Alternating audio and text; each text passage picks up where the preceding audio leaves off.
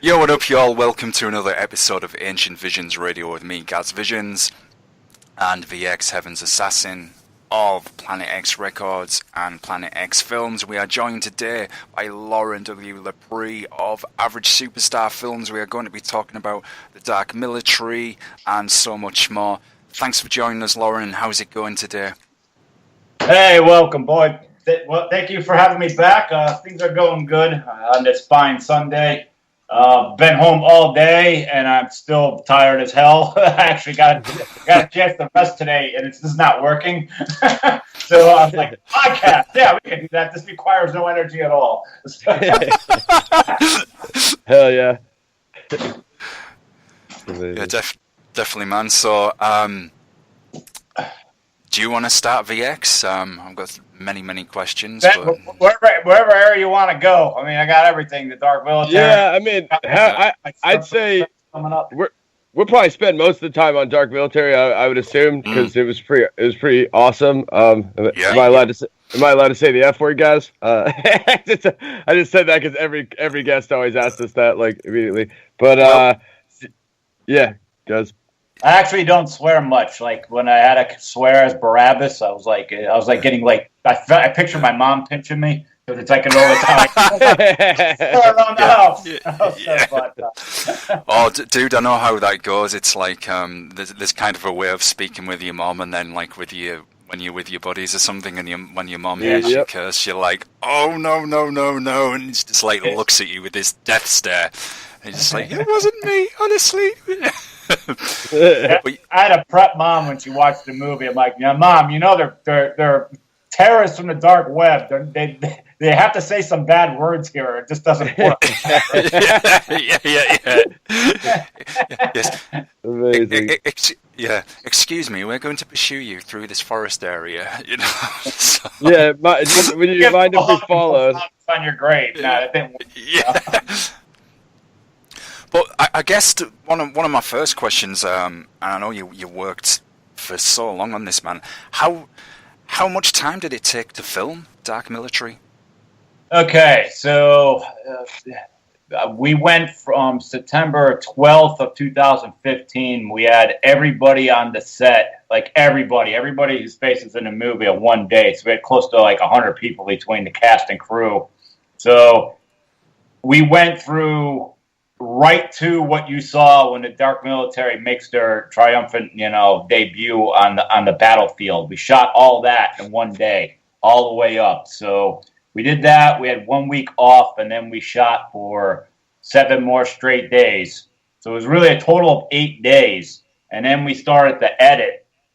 And when I started the edit, me and my producer and my right-hand man for everything, Steve Carino, we're like watching. We're like, you know what? Like, it'd be cool if we had more time to do this. It'd be cool if we did more time to do that. And maybe we could add a scene. After a year later, we went and shot 2 more scenes, which was the basement terrorist tapes and that you saw, and some more phone callers, and some of even the cameos. So really, it was really a total of like 11 days. So, and I was very big on when we shot straight through. Well, I shot straight through like that because you have so many people. I can't hold them up.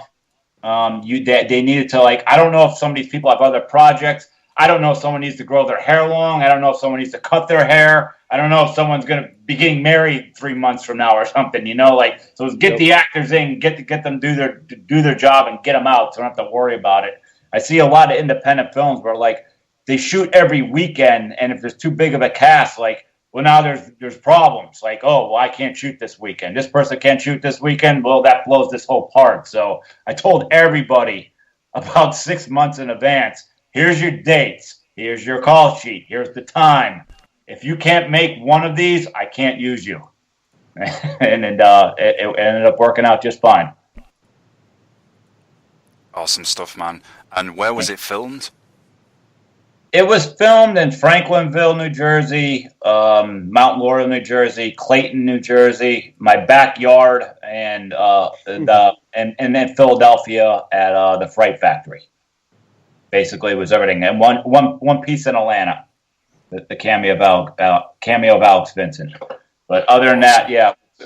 So it was all within 10 minutes, and which was good because when you're producing and directing, you don't want to go far. So it's like keep everything 10 minutes from the house because so everything worked out. And what was your favorite moment of filming The Dark Military?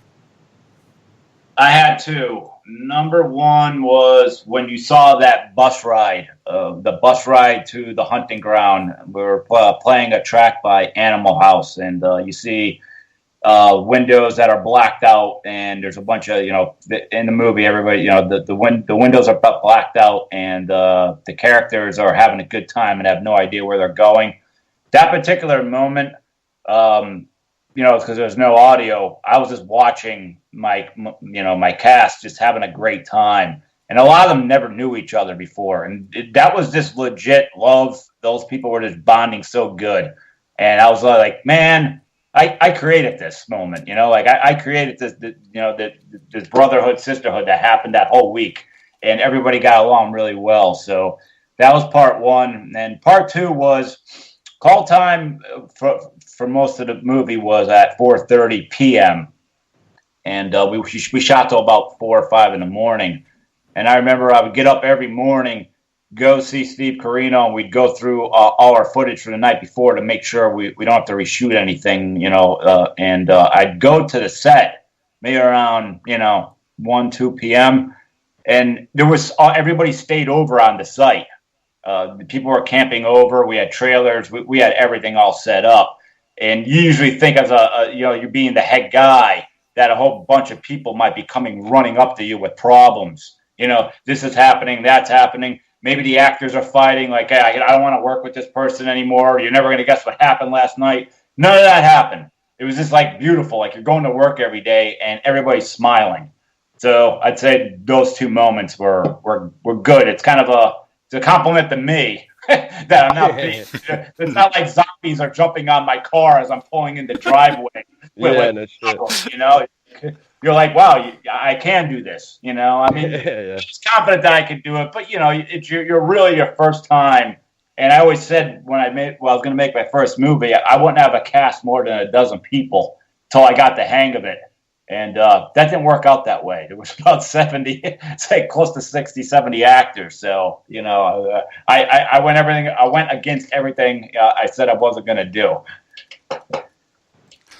I think that shines through the film, though, as well, that warm family feel. You can tell that everybody's getting on. I mean, sadly, the majority of them are going to be killed off, but until they are, they seem to be getting on, and it's like, yep, now it's time to check out, bye. But that really does shine through, man. So I think that is testament to what you said there about nurturing and having that positive relationships with everybody working together, especially when you're going to be in close proximity for a length of time until it's finished. Yeah, thank you. You're right on. I mean, there's usually I always say with a film, it's either one or the other. The film's either a disaster from start to finish, a lot of problems, or it's just there's something special about it and it comes together, and that's what happened with us. So for those who purchased the Dark Military Blu-ray, there's a lot of behind-the-scenes stuff, a lot of everything. The Bad Luck 13 video, I mean, we do everything, interviews. There's a lot to this Blu-ray. It's really 4.5 hours with all the extra stuff, including the film, obviously. That's right. Definitely have to order a copy of that. I'm trying to behave and not get into the music side just yet, because I know what's going to happen. I'll start fanboying out because it's hardcore and everything, and that's kind of what happened last time.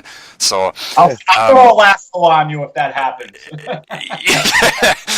But I've got to ask, man. I mean, the film stars R. Marcus Taylor, Straight Outta Compton, Baby Driver, and Luke Cage. Yeah. You've got other notable actors as well, Alex Vincent from Child's Play. How did you connect to these guys? Had you worked with them before in previous features, or did you just reach out and? Okay, so the Blue Meanie I've known for a while. I actually didn't know him during my ECW era, because when I kind of started working behind the scenes, folks, I always say I have to specify that I never wrestled for ECW. But I worked behind the scenes with the promotional department. he was gone. He was up with Vince. So I never really got a chance to talk to that dude. And I actually met him, kind of caught up with him through MySpace, through, believe it or not, I'm dropping that word, through quotes from Revenge of the Nerds that it still goes to this day. You know, we like drop text messages. That's just quotes from Revenge of the Nerds. You know, Omega Moves. We'll just send that stuff for you. Like we just send Revenge of the Nerds quotes, and they go on and on forever. So, and then I ended up getting tight with him a little bit at Monster Mania because he's known to show up there and hang out. And I asked him, he's like, absolutely. Sharon Lentz from Dark Shadows. She came to one of my film events, and I just kept in touch with her. So I asked her, and she was like, cool. And Alex Vincent is from Child's Play. He's an interesting story. If you ever see him, ask him how he met Loren Lepre, and his eyes will light up, because it required, I kind of beat somebody up in front of him, and the person I beat up, blood. Okay, there you go. His blood landed on Alex Vincent. So after the fight was over, he went up and goes, look at my arm. He's like, the guy's blood got on me. He's like, it's never happened before. I was like, hey, let's bond, let's bond. And that's just kind of what happened. So I'm not going to get into how this fight broke out. It was really kind of an unexpected sort of thing. Picturing someone you don't know charging your party. Dad already friends and who he is. Oh yeah. So what are you gonna do? Yeah, you're gonna talk to him for half a second, and then you're gonna tee off on him. So that's kind of what happened there. And R. Marcos Taylor, I had no connections to him. I had an agent calling around trying to get people, and he worked out. We had a lot of other people that said yes, and then the last minute their price tag would go up, or you'd have somebody and they were like, yes. And I'm like, I don't even want to announce this because I don't believe I got this person until I get the paperwork. And then like 2 weeks later to be like, oh, such and such just got pulled to this film and he can't film the next year. You'd be like, well, I'm not quarantining my film, so you move on. Until you get it all, until the cash goes through and every bit of paperwork. I would never announce something until it was edged in stone. So that was an agent thing. Yeah, but that's still super impressive, man. I remember when you told me about getting him, and I had just seen Straight Outta Compton, so I knew you guys were taking this one seriously. You know what I mean?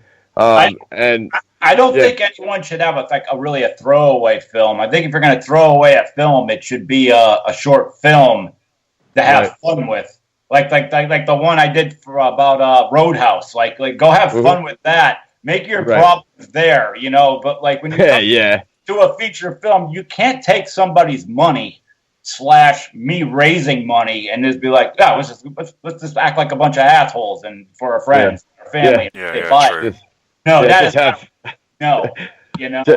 Just have fun with other people's money, That's not a business model. That would go down so well. Who wouldn't mind that? Exactly. So, this is why I explained to the cast and everything, like how important this is. This is how important this is. Like I need to like jam it in their head. Like I'm going to bat so much, and I explained like the Dark Military logo, the Dark Military T-shirts, and we just did a lot. We had glasses, we had everything. Like I was like, I'm not playing around here, and that's kind of like you guys have been in some good things. You've also been in a lot of failed projects. That some of them that I was in with you as an actor. Like I need you to bring your A game. I go, we have money going around. We got 2 red cams here, and we got a whole crew. But if you guys don't know your lines and we start falling behind, we don't have extra money for an extra day or two. Like the funds are broken down. So if you don't show up, and you don't know your shit. I have to kill you. So and everybody.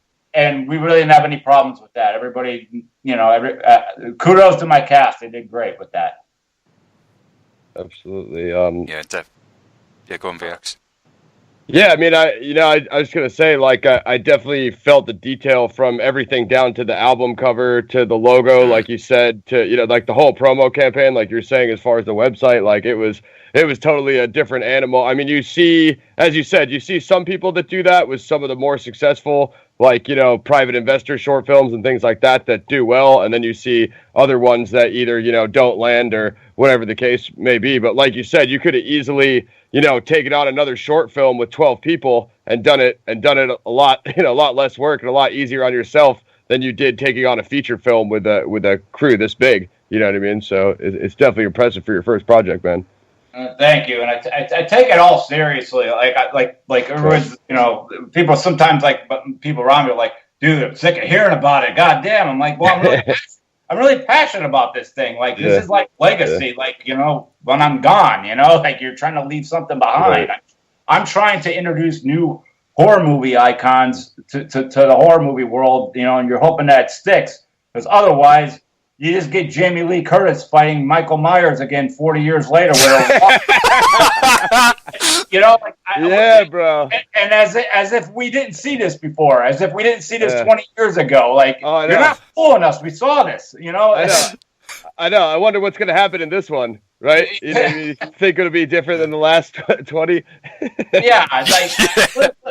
I'm one of them people, like, I love... I'm a Jason Voorhees guy overall, but I love all that. But like, how far do you take all these things? And like, how many?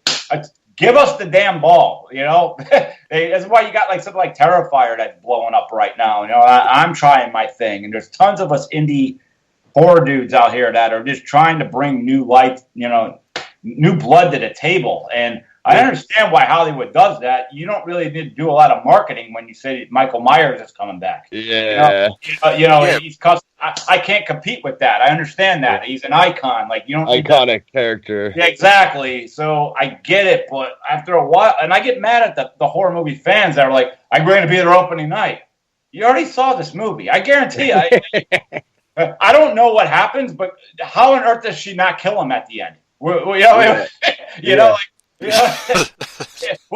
watch all of it, and at the end he's going to break her neck and walk off to the woods? Of course he's going to kill her. That's what I was going to say. How does he not kill her when she's 80 years old now, and he's just killed like police and military chiefs, you know what I mean? And I always wonder, like in this movie, is the house that like he killed his sister in or whatever, like is that old and decayed, like a mortgage company that doesn't look at that house and say, that's prime real estate. We should plow that house down and make it development. I have a feeling that house is still there. I said that about that Nightmare on Elm Street. No one buys Freddy Krueger's house. No one's like, we should maybe make that a double complex apartment over there. Like no one.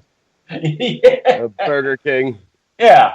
You don't think Camp Crystal Lake by now be like, no one really sends their kids to camp. How about we plow that down and put a nice development up? Fill it in. Yeah, you think that they would have got the point by now.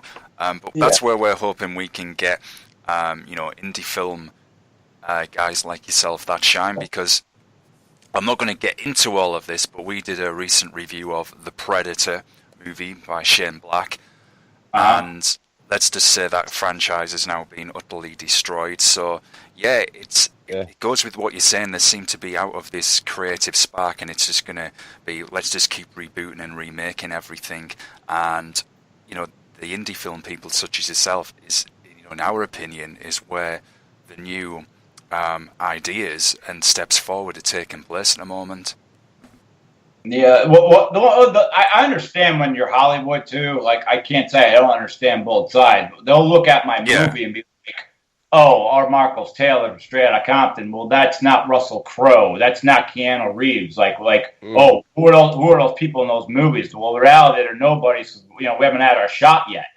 So I understand. It's like it's very big on who's starring in your movie. Like, there's barely when the whole internet thing really hit. In the early 2000s, it's just like, well, there was you had 40 leads out there, and I'm talking male or female, but as soon as when that came down, people could freaking download, they had to take no chances. So Tim Robbins didn't come a bad actor. He just was the guy, he got the cutting block. Lucy Liu, knocked them down, knock her down a few pegs. It's it was just who are the top 10 males and who are the top 10 females that sell movies? And now it's Scarlett Johansson's not in it, or Julia Roberts. You can't sell a female movie at this point. It's there's really nobody out there that all the girls say, I have to go and see that. So it got harder for them. Well, it got harder for us too. Yeah. And that's what I want to compliment you guys on, because I think you did a really good job with having Jezebel being probably one of the most interesting characters, if not the most interesting. Like, as a female antagonist, she nailed it. The actress did a really good job on that character. So, well, all you guys did, if you wrote it together. Thank you. I was very big too. I was like, I wanted girls in this. Like, when I had the vision for this, I'm like, I don't want a bunch of dudes. I was like, and the dudes I have, I want us to be polar opposites, like Judas is not Barabbas, Judas is nothing like Cain.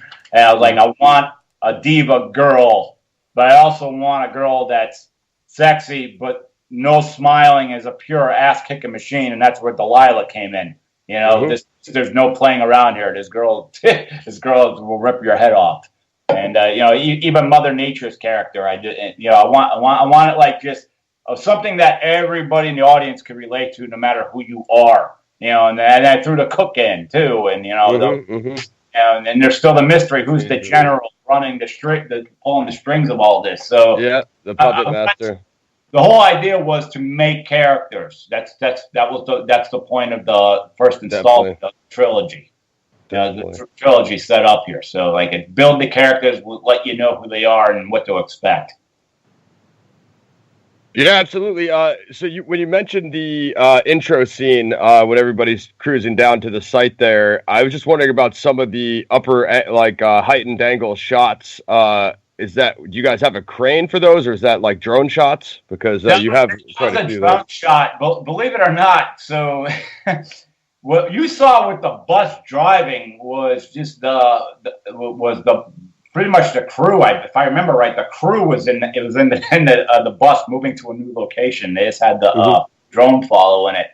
But everything you saw in the woods, up straight up to the end, that was all sky lifts, like where we hung lights down and stuff. So that's why it looks really like good moonlight and everything. And the first time we got the raw footage back, I said it looked like Friday the 13th Part 6, and we had to fix that. If you look at Friday the 13th Part 6, it just looks, obviously it's a soundstage, but it looks like a park. Like, the lighting the entire time looks like a park, like you're walking through Central Park or something. Like, let's dial this back a little bit. Let's make it was too lit, So for sure, you have to color correct and stuff. But now, anyone who watches, next time you watch Friday the 13th Part 6, pay attention to the lighting. You're like, it looks like Jason's walking around a park. Like, it's just like so. Yeah, no, you guys nailed the the high shots, man. I thought that was a nice accent as well. Definitely. We also had a full super moon going on during that, so that you had the natural light going with it. So, and you also have we had a big luck with not a drop of rain, and that was probably my ultimate scare of the whole thing. Of just if you lose a day, you're just like you have your cast and crew scheduled, and these are the days you told them you need them. So if you go past that day, how do you know you're not going to lose people for good? Like, here, I go to this project. So, you have your paranoid director moments of, if something happens with this person comes takes this person's line and kind of gets pushed instead of this person. Like, I had it all set up, but I liked Team Dean, Team Teddy. You had your GOTS. Like, I liked that they were all broken up into little groups, and then they kind of had to come together and stuff. So that was really important. And I wanted the good guys to have a lot of camera time. And, until the Dark Military came up, and then it's like a whole bunch of worlds. The police station, you have literally the police station was like a police drama is what I was actually going for. Yeah. I didn't want another horror movie of a bunch of assholes running around the woods. I want you got to take a chance in a small way that you guys seen it. So you could say the Dark Military is a little bit of an action film too. Like I just looked at I don't know what you could do with horror movies. There's only so many characters you can make, or don't go in that house, don't buy that house, and the assholes do it anyway. You got to start suffering. Cliches. But that's what's awesome, man, is because whilst the film is happening, as you said, you've got this unfolding drama that's happening in the police station with, I think it's, excuse me, one of the captains, and I think the police chief. They get into it, so you see that tension, that disagreement over policy, how to proceed. Just coming back to what VX said about the cinematography, I thought that was beautiful, where the bus was taking them, to the survival grounds, and the camera had panned high, and you saw the forest from above. That was lovely, and especially where they'd all been just the I guess good guys, I suppose, had been dropped off, and the bus leaves them there, and the camera pans back, and you see them all gathered there. What's going on? And I think that's when the dark military first arrived. Jezebel comes out of the forest, and then you guys there, and you see the ominous look that they all get in the faces, like, okay, something's off here. And then all you guys are there. I thought that was really well done. It really did set the scene. Thank you. They were that was one of the three most important moments of the film, and it's kind of like when the dark military. I'm trying not to give too much away for anyone to see it, but like when the website kicks in, the color correction of the movie changes too. We all went from like, hey, it turns a little green and gritty. So that moment, the debut of them, and you see New York City, and you see all that was supposed to be like, wow, this is like a big thing, like this is the takeover and everything, and you're trying to. Me and my boy Carino, who I keep bringing up, like we're like brainstorming and stuff. You're always trying to like, you get done with a part of a movie, and you find a lock on it, and then you watch it over and over, and you're like, he's looking at me, he's like, you got another idea, don't you, you asshole? I'm like, yeah. He's like, yeah, I do, actually. He's like, yeah, how much time is gonna take? So that part was really important. The ending I found very important, and the girl-on-girl scene was really important because there was a lot going on there. And it certainly was. It was supposed to come off. That part was supposed to really come off, brutal, funny, I didn't see it coming either. And sexy all in one. And I'm trying to explain that to my cast. I'm like, we're going to hit every one of these beats too. And we did. Yeah. And I always say, when you're the director, it's like, I always say the hometown screening doesn't count. You got all your friends and family there, and friends and family of your cast. So everybody clapping, and that's BS. You don't go over that. You got to take your film, put it in film festivals, and you need to go, and you need to sit in the back and not let anyone know you're there. And you just got to watch the audience. If they're into it, if they're turning to each other like, yo, this is amazing. If they're looking like they're laughing at a part that you didn't realize came off a little campy, go fix it. If you lose them, maybe you didn't make the best movie. So that's your real answer, is getting for any film director. I've always see all these people like, oh, we had a hometown screening, and now we're looking for distribution, and I'm confident we're going to do good because it went so well. I'm like, did you take your film and get it out of your state? Like, no, why do I need to do that? Like, oh boy. That's like putting a band together and having your friends show up. Of course, hopefully they're going to cheer you. Let's not get ourselves out there. Exactly. Go on the road and being open for someone. That's how you get your truth of who you are.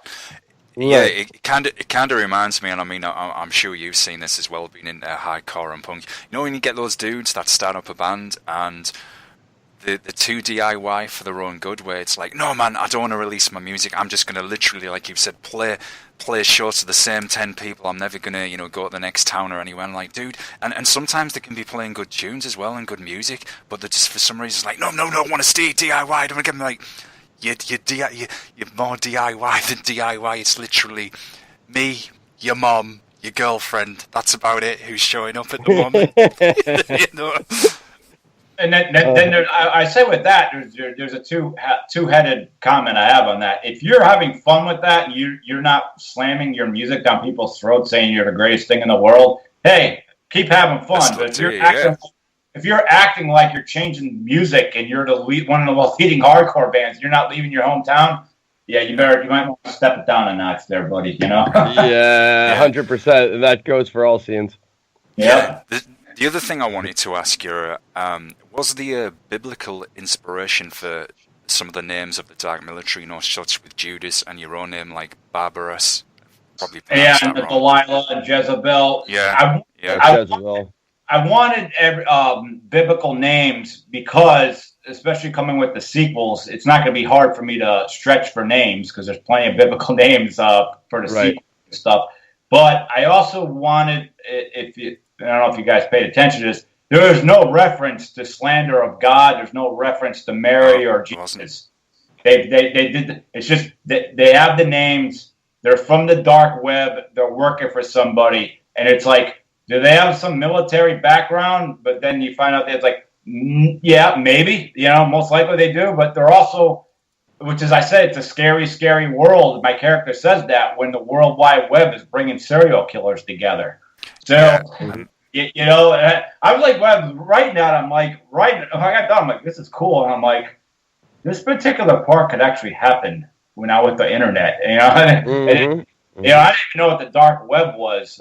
Someone who was going to be a producer in the film started telling me about it, and I did research, and I'm like, yeah, that's better than the internet. They're from the dark web, So, so that's where I came up with those names, and they flow very well, and you'll be getting introduced to more of them coming in the sequel, because they announced that during the movie by breaking the fourth wall numerous times and letting you know. And it was another thing I dug about the characters, not to keep tooting the horn, but if you notice, they call out other horror movies.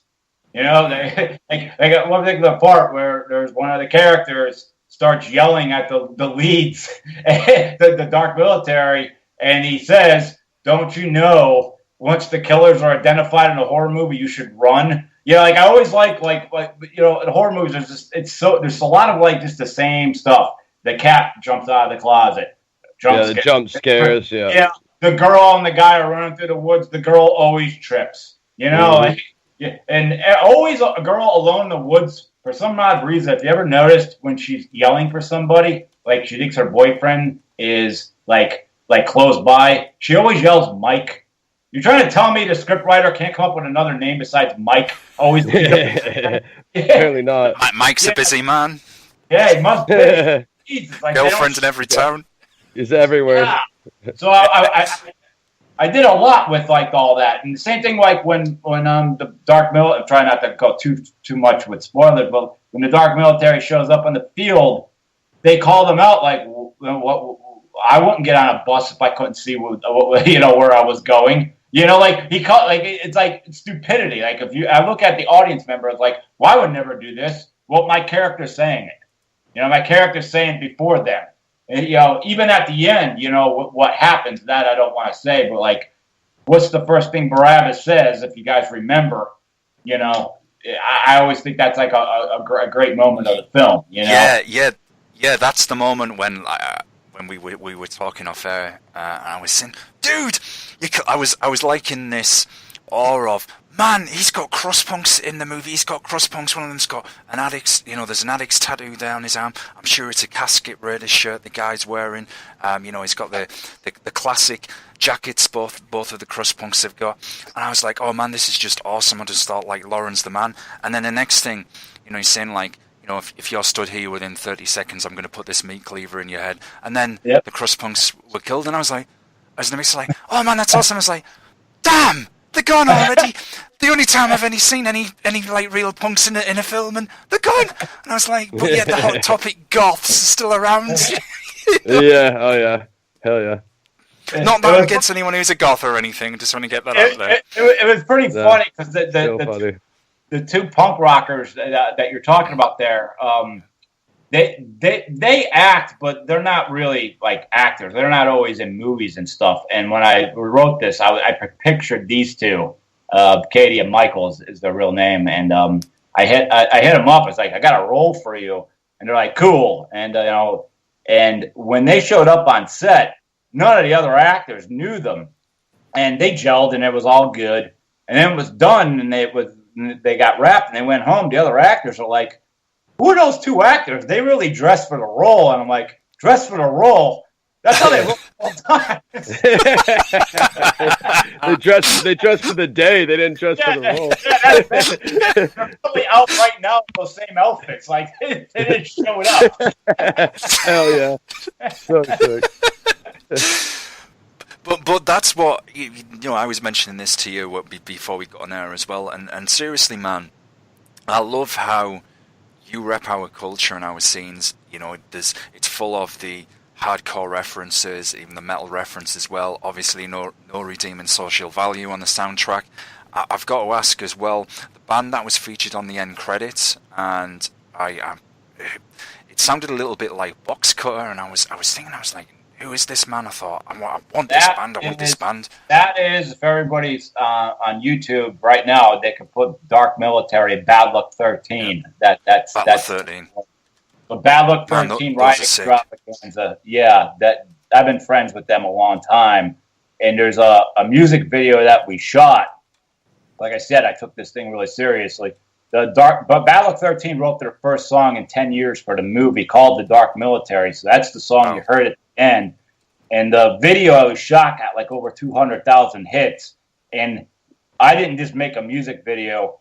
I put the band in a movie theater playing in front of the screen with the movie playing in the background. And we told a story almost like out of the Terminator 2 Guns N' Roses song, where like the characters come to life, where when a band's playing, the prey from the movie come in as themselves, and they sit down and start seeing themselves on the big screen and what the hell's going on. And when they try to leave the theater, the real Dark Military, shows up and doesn't let them leave. So it's like your real nightmares coming to life. And then meanwhile, the band's playing the whole time. So we told a story. You get that on your Blu-ray. It comes with it. The Blu-ray's, the video's featured. So yeah, the Dark Military. We had a song made for the film. Nice, that's awesome, man. Awesome, man. But Stormwatch too. Stormwatch, the Oi band. They have a song in there. Animal House was the song. Was the band that was playing on the bus ride. And I had a rockabilly song, the Screaming Rebel Angels. Laura, who used to be in the hardcore scene. Like I kept everything within my reach. The Green Lady Killers from Phoenix, Arizona. So I just kind of reached. What you build on what the network that you have. I always tell people that. They're like, oh, I wrote this amazing script. I'm like, can you produce it? They're like, oh, well, I need a lot of money for that. I'm like, when I wrote The Dark Military, I wrote around the network that I had, what I had available to me. I could not shoot inside of like Chicago or inside of Philadelphia and shut down 8 blocks. I knew I didn't have the money for that. I can't stop. Right. So what I do, I went to areas where I knew I'd be yes that. That's what you look for. Look for your yes. Don't write around no. That's what I always say for your first film.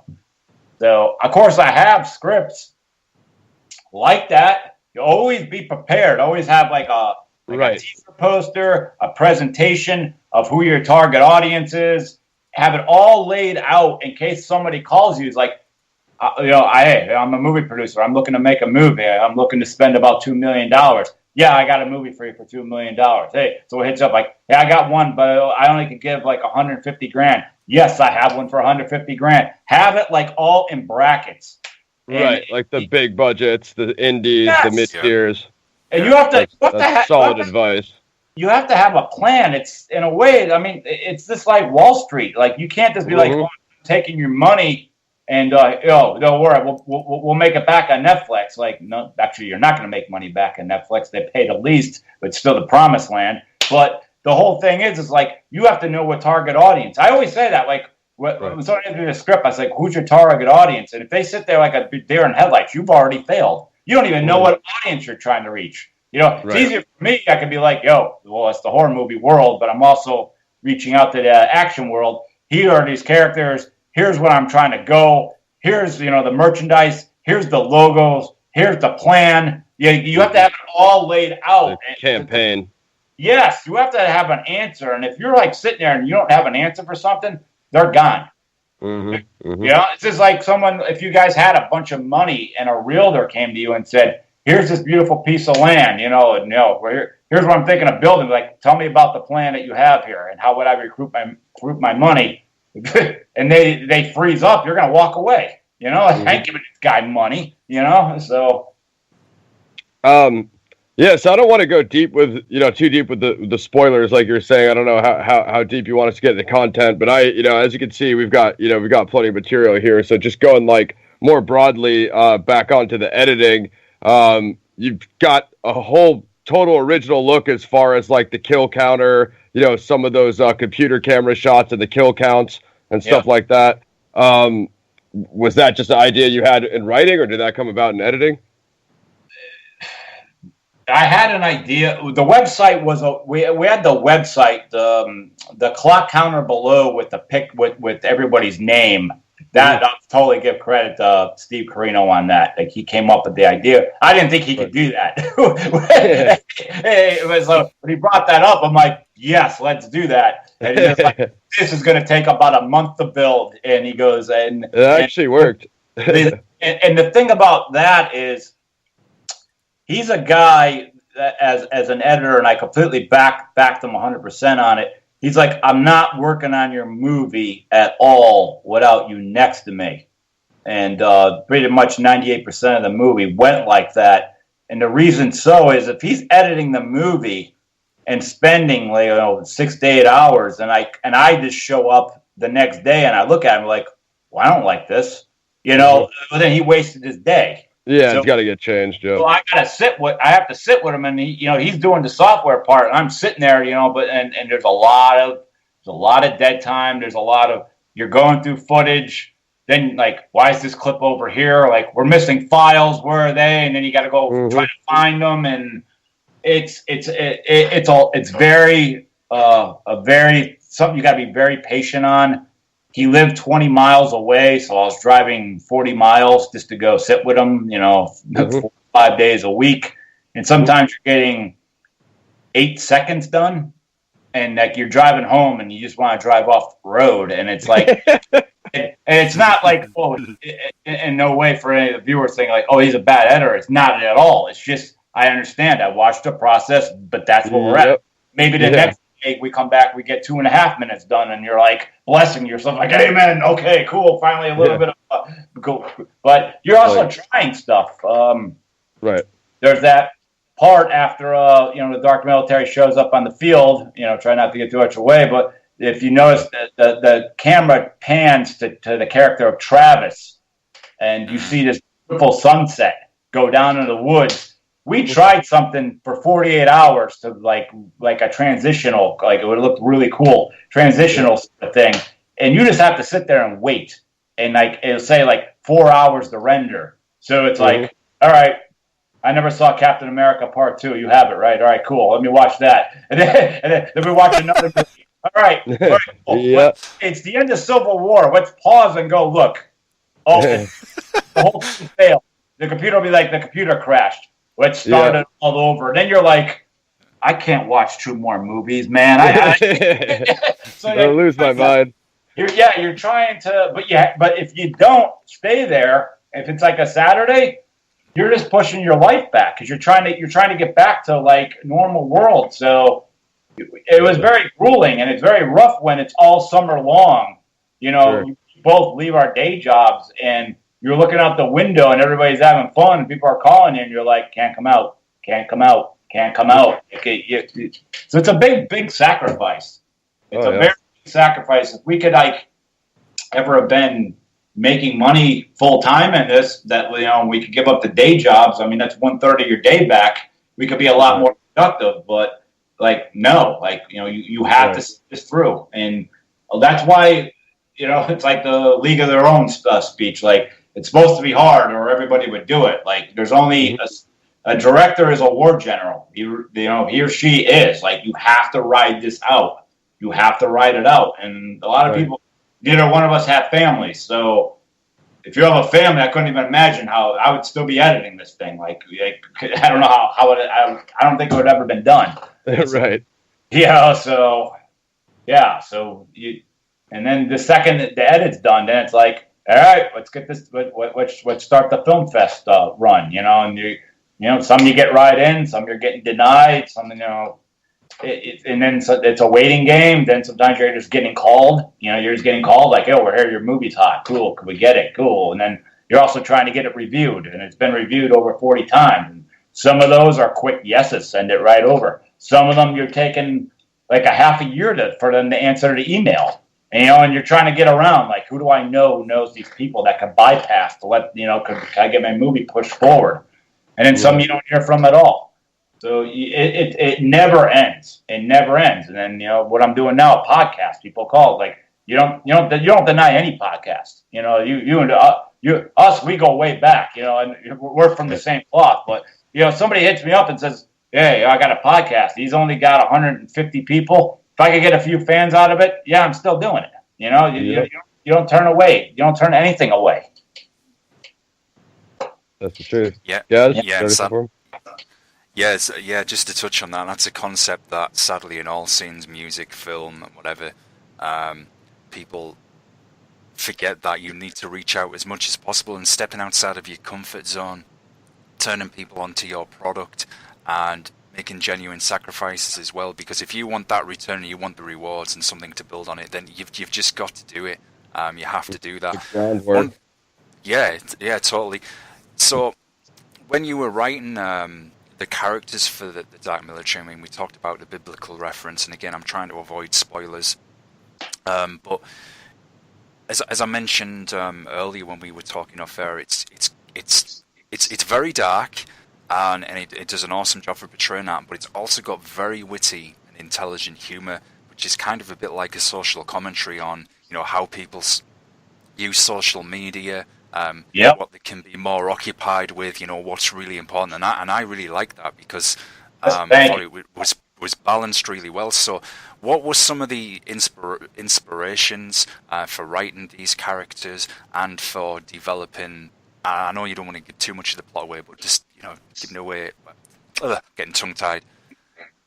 Well, I basically know the. You're talking about the very end, the Barabbas speech, into the that was good.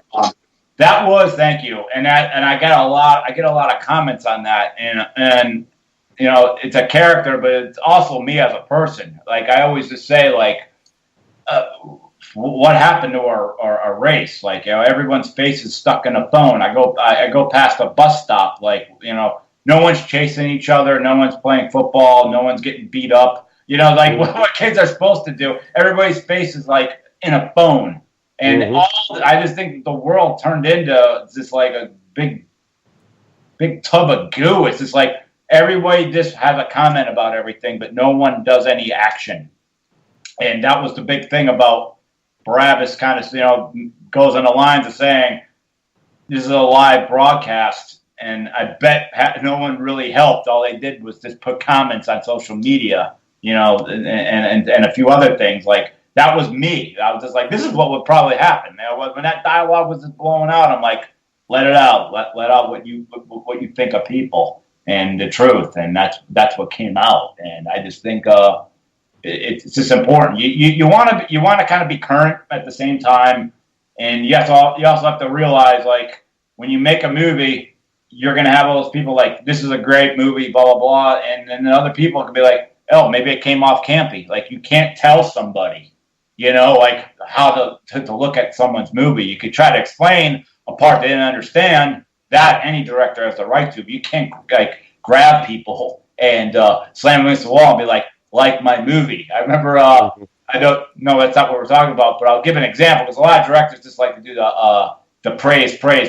But I'll go the other direction. I screened Deathgasm. If you guys ever heard of that movie, if not, you should totally check that out. Yeah. I did a midnight screening of that, and before that, I screened the trailer for The Dark Military. And at the end of the night, I gave out flyers. I'm like, hey, I do midnight screenings here. Here's a link to here's a link to keep in touch with what's coming, and here's also a link to the trailer you saw, the opening trailer, and to keep an eye on that movie, The Dark Military. And everybody's like, thank you. Then I got to this one guy. And I gave him the flyer, and I said the same thing. I'm going, here's a link to the trailer you saw, The Dark Military. And he goes, I didn't like that at all. And I stopped. I looked at him like, okay. And I was like, I didn't know what to say because he didn't say like, oh, the director's a big piece of shit or something. He's just like, I didn't like it at all. And I was just like, all right. So I'm like, I can't grab this guy and slam him against the wall or anything because he said that. I'm like, could you elaborate? Why? He's just like, I just wasn't liking it. He's like, everything I just saw on the screen. He's like, is this your film? I'm like, yeah. He's like, I didn't like it at all. And I was just like, all right, well, have a good night. I was like, come back. Thanks for your input. Yeah, I mean, he looked at what he saw. He didn't like it. Yeah, it happens. That's what's just going to happen. It's just like if you're in a band, they go, listen to this track. And they look at you like, I wasn't in it. You're not going to please everybody. And you just have to, that's the thing about being any sort of public figure, whether you're A-list or to the new guy. Like, are you going to be able to take bullets? And, and he didn't grind into me. You always got message boards that do that. Jesus, you always got somebody heckling you. I mean, Jesus, you always get a problem. But, like, you have to realize you have to take that. Like, once you step out, you've got to be willing to take those bullets. And you just cannot go to social media. I always tell people, do not go to social media and rant because that's a sign of victory out there for the person that did that to you. And it's fueling the fire as well.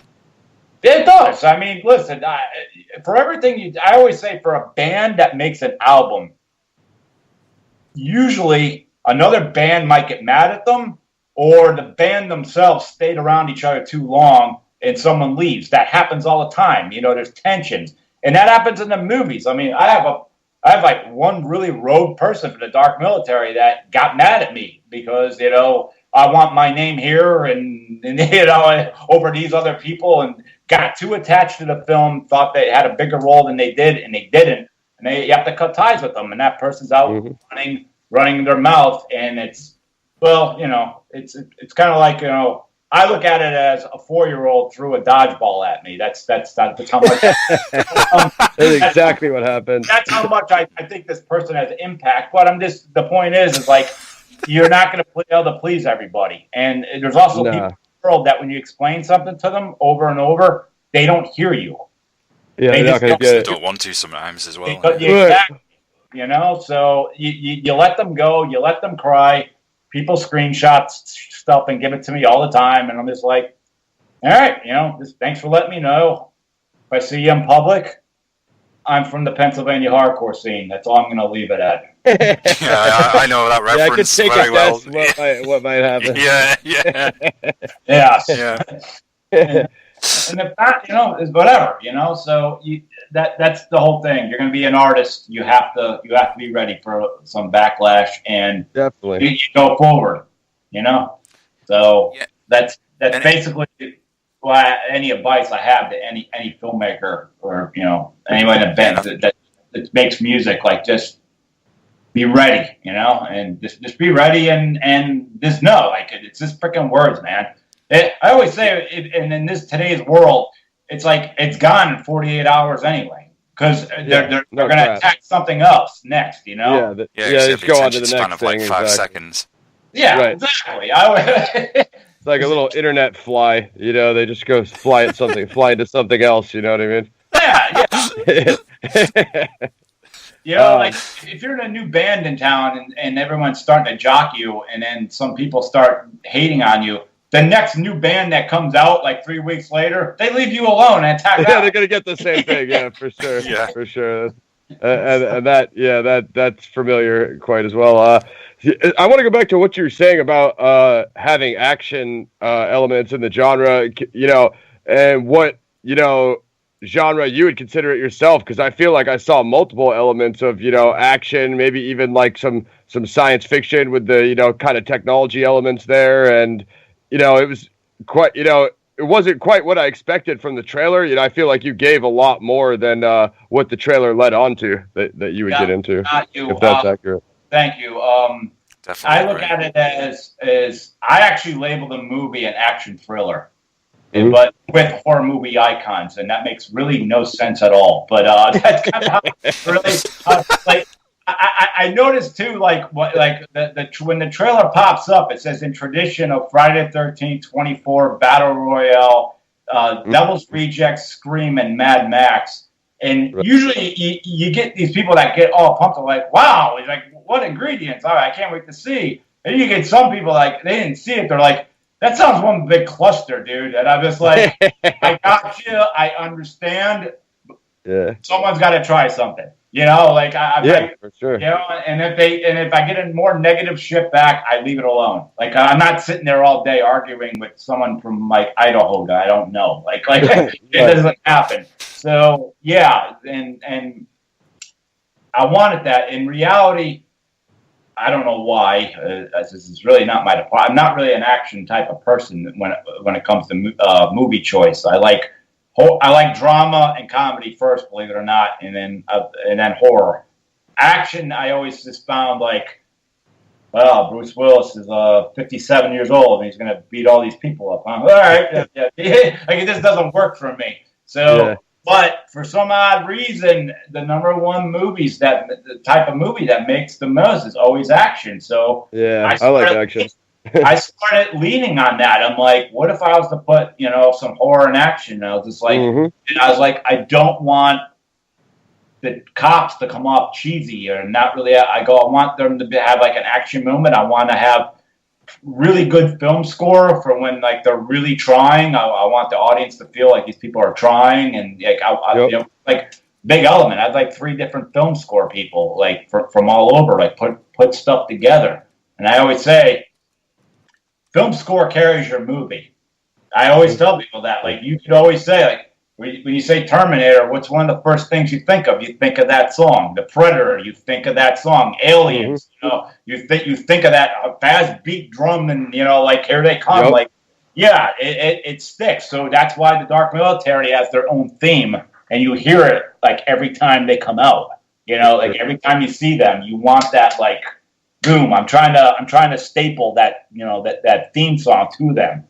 So you can't wait to get it on the digital formats. But a lot of filmmakers always they sign with somebody, which they're going to get screwed over, just like a musical artist is going to. I always say that. I was like, this is a really tricky world, but they always seem to sign with somebody. And it's on iTunes, it's on Amazon and Xbox and Blu-ray and DVD. If you do that all at once, and you're also supposedly splitting it 3 ways, because someone always gets screwed out of that, and it's always the person that makes the art. Right. But you got to know an order, and the proper way to do that is when you're a filmmaker is release the Blu-ray and control the Blu-ray, because that way the artist is getting all the money back.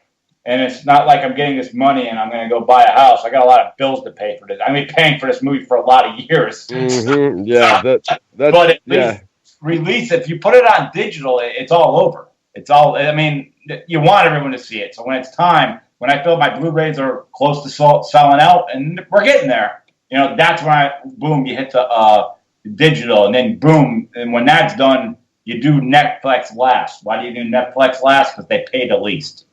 Okay. For everybody that knows that, like that's your promised land. That's where you want to be. But you could at least set your price with iTunes and Amazon. You have stroke with that. Right. Netflix just tells you here's what you're getting, and that's that. And it's like really not impressive compared to you controlling the other outlets. And the big thing going on with all the independent filmmakers is they're all getting boned over. You sign with one of these independent labels, and then, they get you on all the big streaming outlets. Well, they're the ones talking to streaming outlets. They're the ones getting the paychecks, and they're the ones that are screwing the artist over. And then when you say, well, I'm going to get a lawyer, they know you don't have money. And they got a lot of big law team like waiting for you, and they'll bleed you out.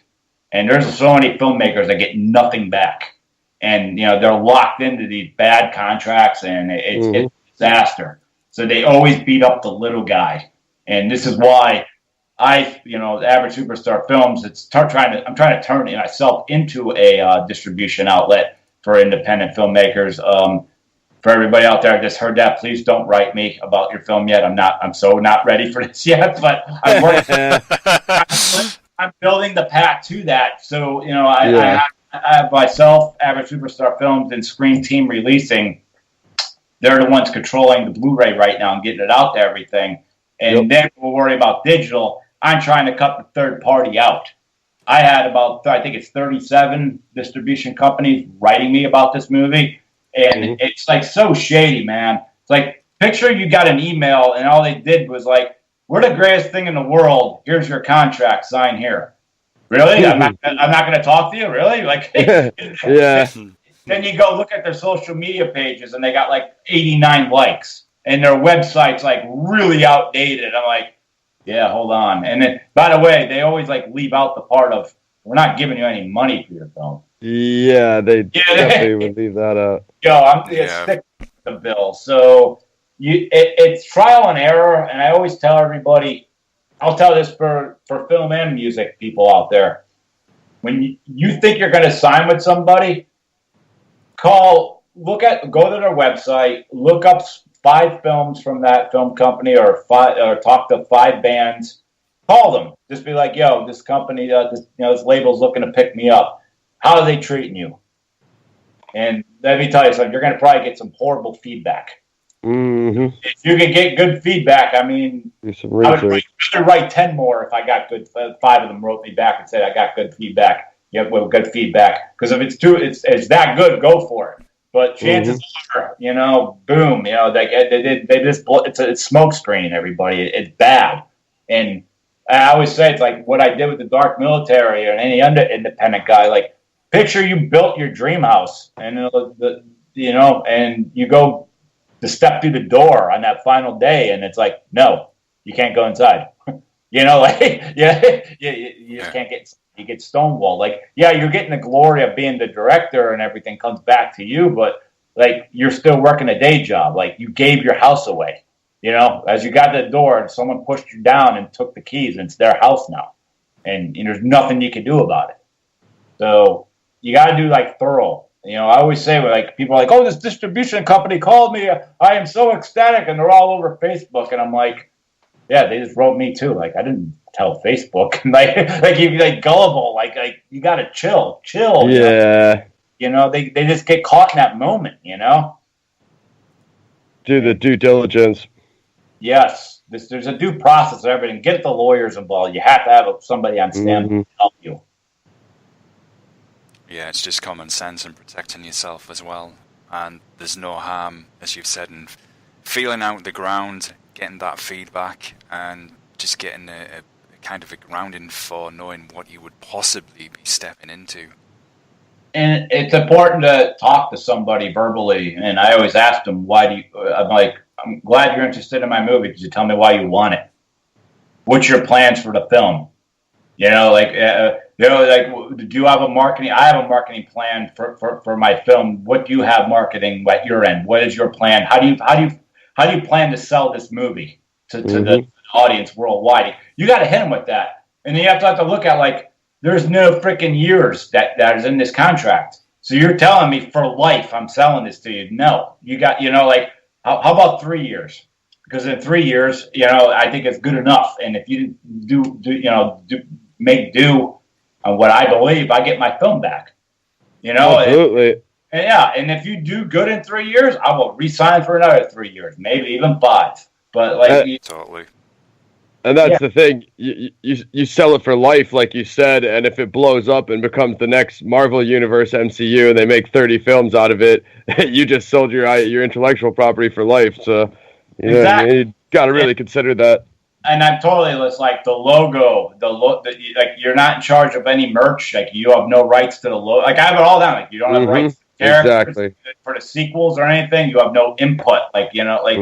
And when you hit them back, well, they usually back off because they're like, oh, they got a live wire here, AKA there's 50 other films we could take advantage of. We don't need this guy. Yeah, this guy knows what he's doing. So yeah, abandoned ship.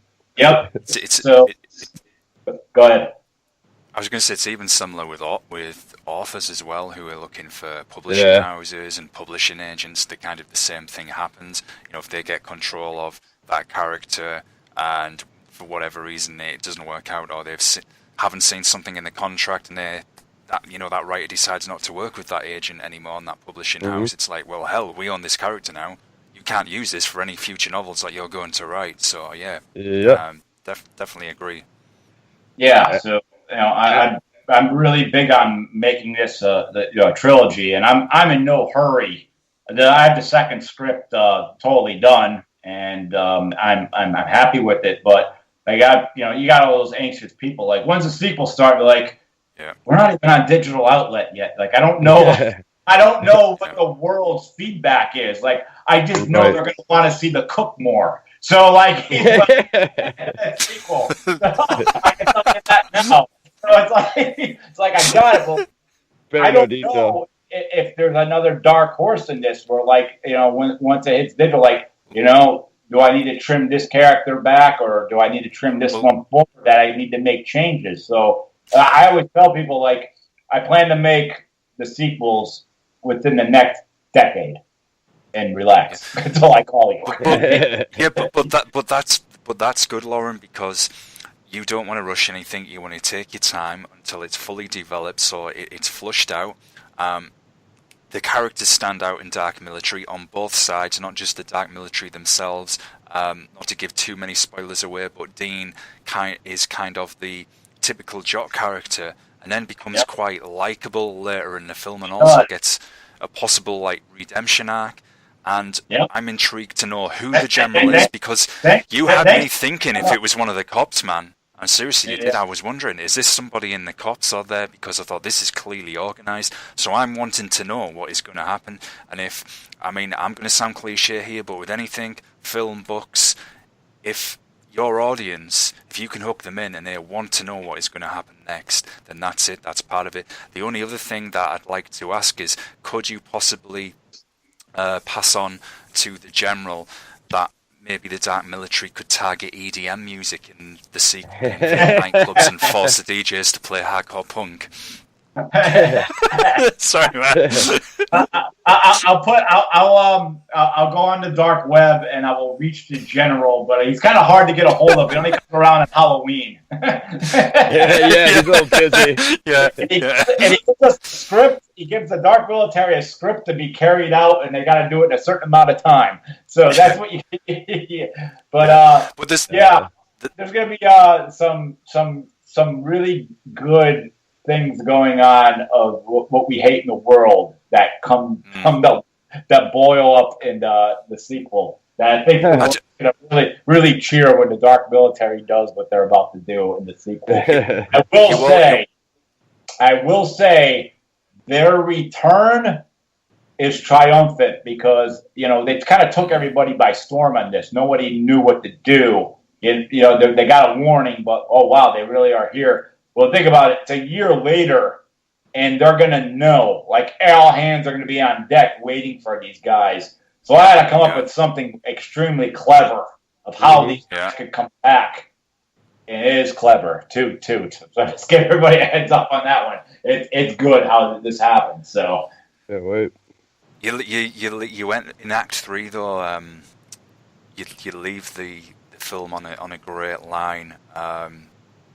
Where we're pretty much going to go back to our normal lives and live among you for the year. And that was great, and like, thank you. Your character says that is the true fear, because it's kind of like when you read about these people who are secret agents and spies, and it turns out to be like people you would never think, these charming old ladies or whatever that are living next door to someone and they've been an agent or a spy, something, or still active. So I thought that was really, really clever, man. Thank you. I said, been a lot of moving parts, and things went really good. We really only had, I would say, like 2 technical hiccups. Like the first night, we were in the dark.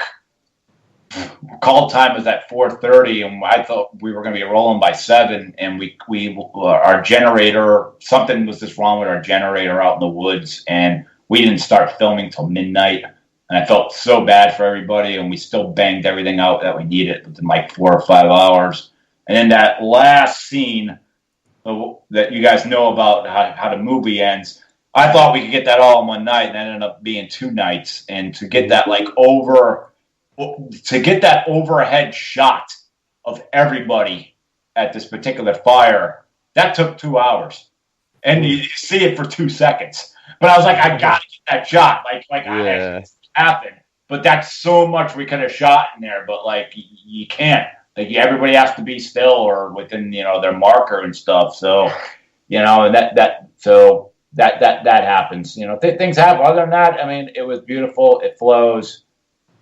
And I'm happy with everything. I mean, you always hope you're further along with how popular it is as a director. Of course you are. Mm-hmm. I mean, I got much bigger hopes and plans for this when we hit digital, but overall, it's been a fun ride. It has, and at the same time, while I'm editing that, I'm still running my short film festivals. The two that I run, Freedom Shorts and Liberty Massacre. I have to kind of stop the Dark Military edit to address all that. I got to promote that. I got to be in touch with all the directors, sponsors. I got to answer all these emails and get butts in that building. Oh, we're going to stop and shoot a music video now to market the film. Well, I've got to stop for that too. I mean, there's a lot. There's a lot of moving parts with that, and I also do a live talk show for Princeton Television once a month. So that takes up a little time. Yep. And I like to date. Girls, they're pretty awesome. So you're trying to bounce. You're trying to bounce there too. You're actually trying to live. Life. And I live alone. I have a house and a half an acre of property. So you're trying to maintain everything. And so, and you're just hoping something sticks to get you to where you want to go, to help you, to raise your profile. So you just got to keep working, and you just have to work. And to read the ones that I always say, Hollywood or the music scene, whatever, it's like grass. Okay, it's just like your lawn. You keep cutting the grass, and there's certain spots of your lawn you're spraying Roundup on, you're trying to kill, and it won't die. That's one part of patch of grass keeps trying to grow, keeps growing. That's what trolls. Yes, that's the patch of grass. That particular patch of grass is what Hollywood's looking for. Mm-hmm. The one that's not going away. And, right. Yeah, that's what they're looking for. And I want to be that damn person. Yeah, man. I think you definitely can, man. Like this. So I'm wondering, since you had, you talked about having these multiple projects in development or at least ready. Like, what made you go from Pennsylvania Hardcore being a documentary straight to this? Did you have other things that you were considering, or you just pulled Dark Military and you just wanted to go because it was your passion project? Like, what made you pull that one? I always say I fall into things, or my mind a switch hits, and I get all into something. What happened was Pennsylvania Hardcore got released on July 24th of 2014, and by the fall, I saw this horror movie called Camp Dread, directed by Harrison Smith, who directed Death House, and I got the movie on DVD, and there was some trailers beforehand playing, and I saw a trailer for All Hallows Eve, and that's the prequel to the movie Terrifier that's on fire right now. And I saw that when I saw that trailer, and I'm friends with that director now. We talked. Damien, he's a great dude, and I know David, who plays Art the Clown. We became friends too. But I saw that trailer, and I was like, "This is a well-cut trailer. This looks interesting." And I was like, you know what? I keep thinking I need like millions of dollars to make my first film. I'm like, what this guy did here, I have assets to do this. Mm-hmm. And I was like, that's what inspired me to make the Dark Military. Within that same few minutes, I envisioned a group. I was like, we haven't had a group in a while. Yeah, you had the Texas Chainsaw Massacre family. You have the Devil's Rejects family. I don't want one person. And I was like, I just saw shadows in my mind. I didn't know what that was. I couldn't picture it. I did picture myself as a leader. And I was like, I want a couple girls in there too. And it's little by little, the ball started rolling. And the first person that I saw in any role was Shannon Sexton, who played Delilah. It's like she's amazing and has amazing figure, and well, she can do a lot of things. I was like, she's the first person I saw that I wanted in the movie, and I drafted every one of these people. I say the word drafted because I did not have auditions. That was another big thing with the film. I repeatedly tell a lot of people this in podcasts and stuff. I did not have a roll call because when you have that many actors on a set that's going to be hanging around each other for 7 days, you don't know who's got some crazy marital problems, or is a bunch of hound dogs that are going to be trying to score with all the girls, or the girls are going to be just requiring a lot of attention, and you got to sit there and come up with who you envision in a role, and then do you envision them all in a room with your cast and getting along? You got to picture that. Like, that's a big thing. Right. The wrong. You guys at your end have groups of friends that you love, but you keep certain groups apart because if they get in the same room, it's going to get bad. So I had to look at that as far as what filmmaking is waiting, and when you're waiting, you're sitting with strangers you don't know, and are they going to gel? And I hit a home run on that. Yeah, they get along. Yeah, so I picked the right people. I had some people like hit me up like, Loren, when did you have auditions? I would have gladly came and read for you, and I'm like, I didn't have any. I picked who I wanted, and they're like, looking at me like, well, why wasn't I picked? And I'm like, remember when you showed up on the set that we did about 3 years ago, and you came up and put your arm around me and said you were drunk? I was like, that's why you're not hired. Like, well, that wasn't your set. Like, you're showing me you're capable of doing that. Like that's right. I'm giving you an answer. You showed up on someone else's set and you did dialogue with me. Like, I don't want you. Like, look, I dig you. High five.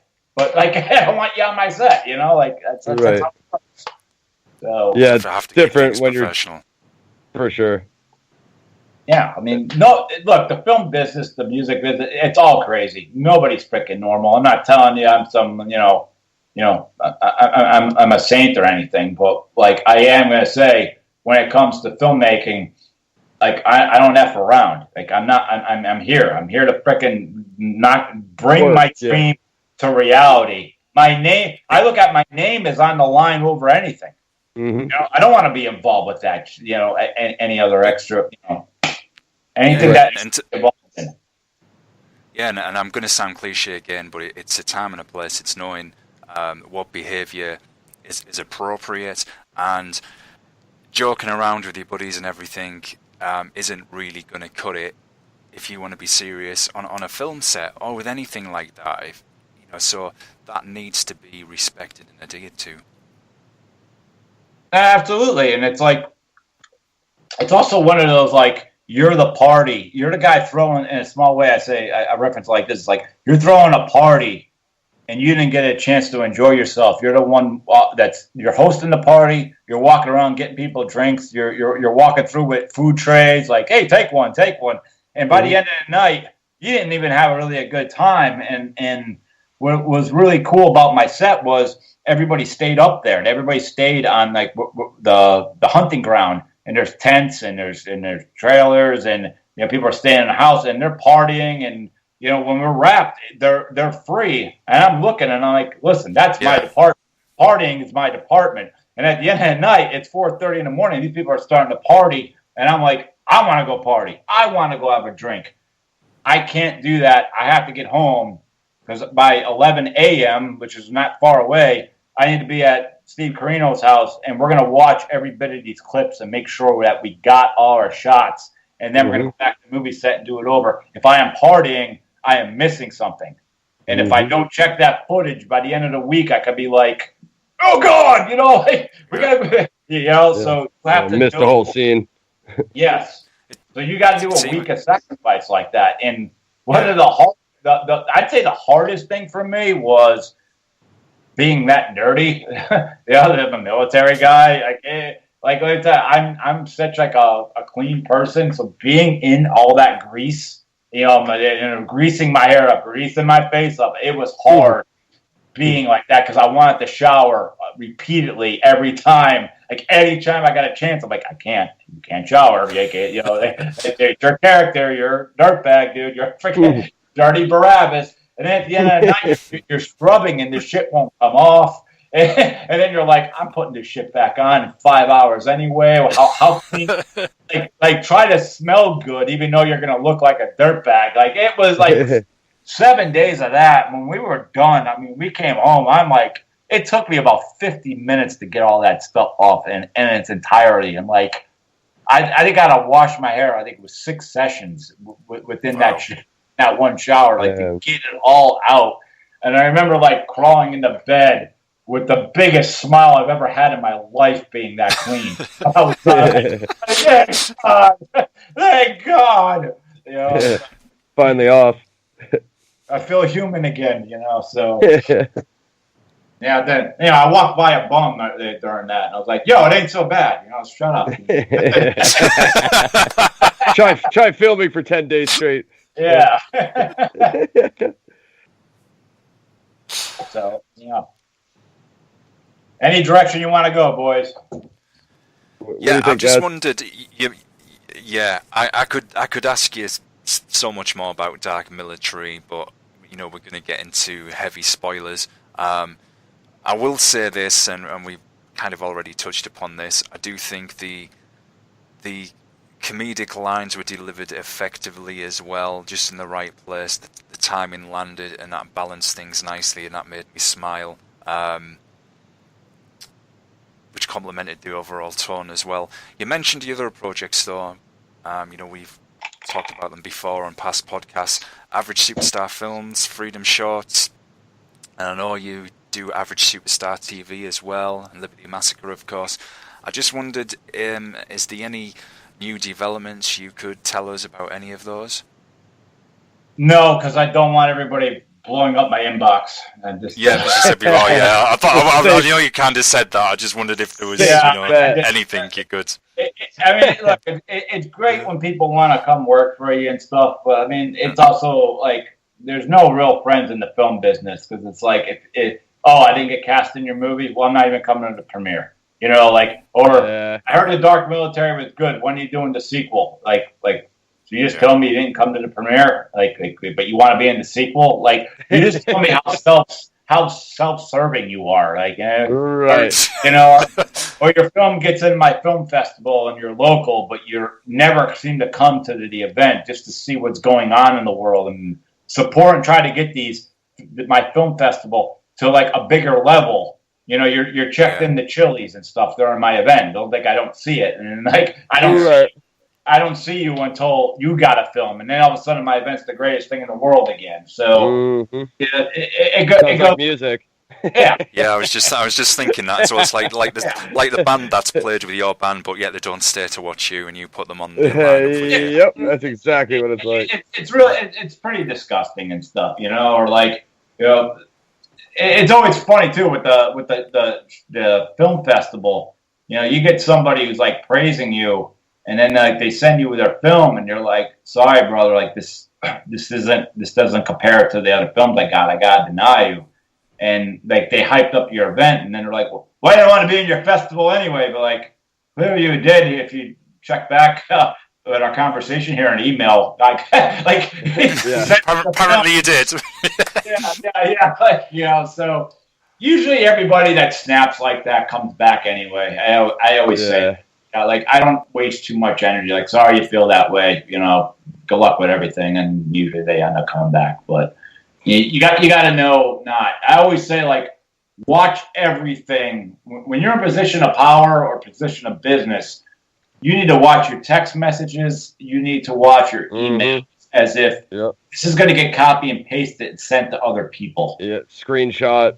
Yeah. And they'll change...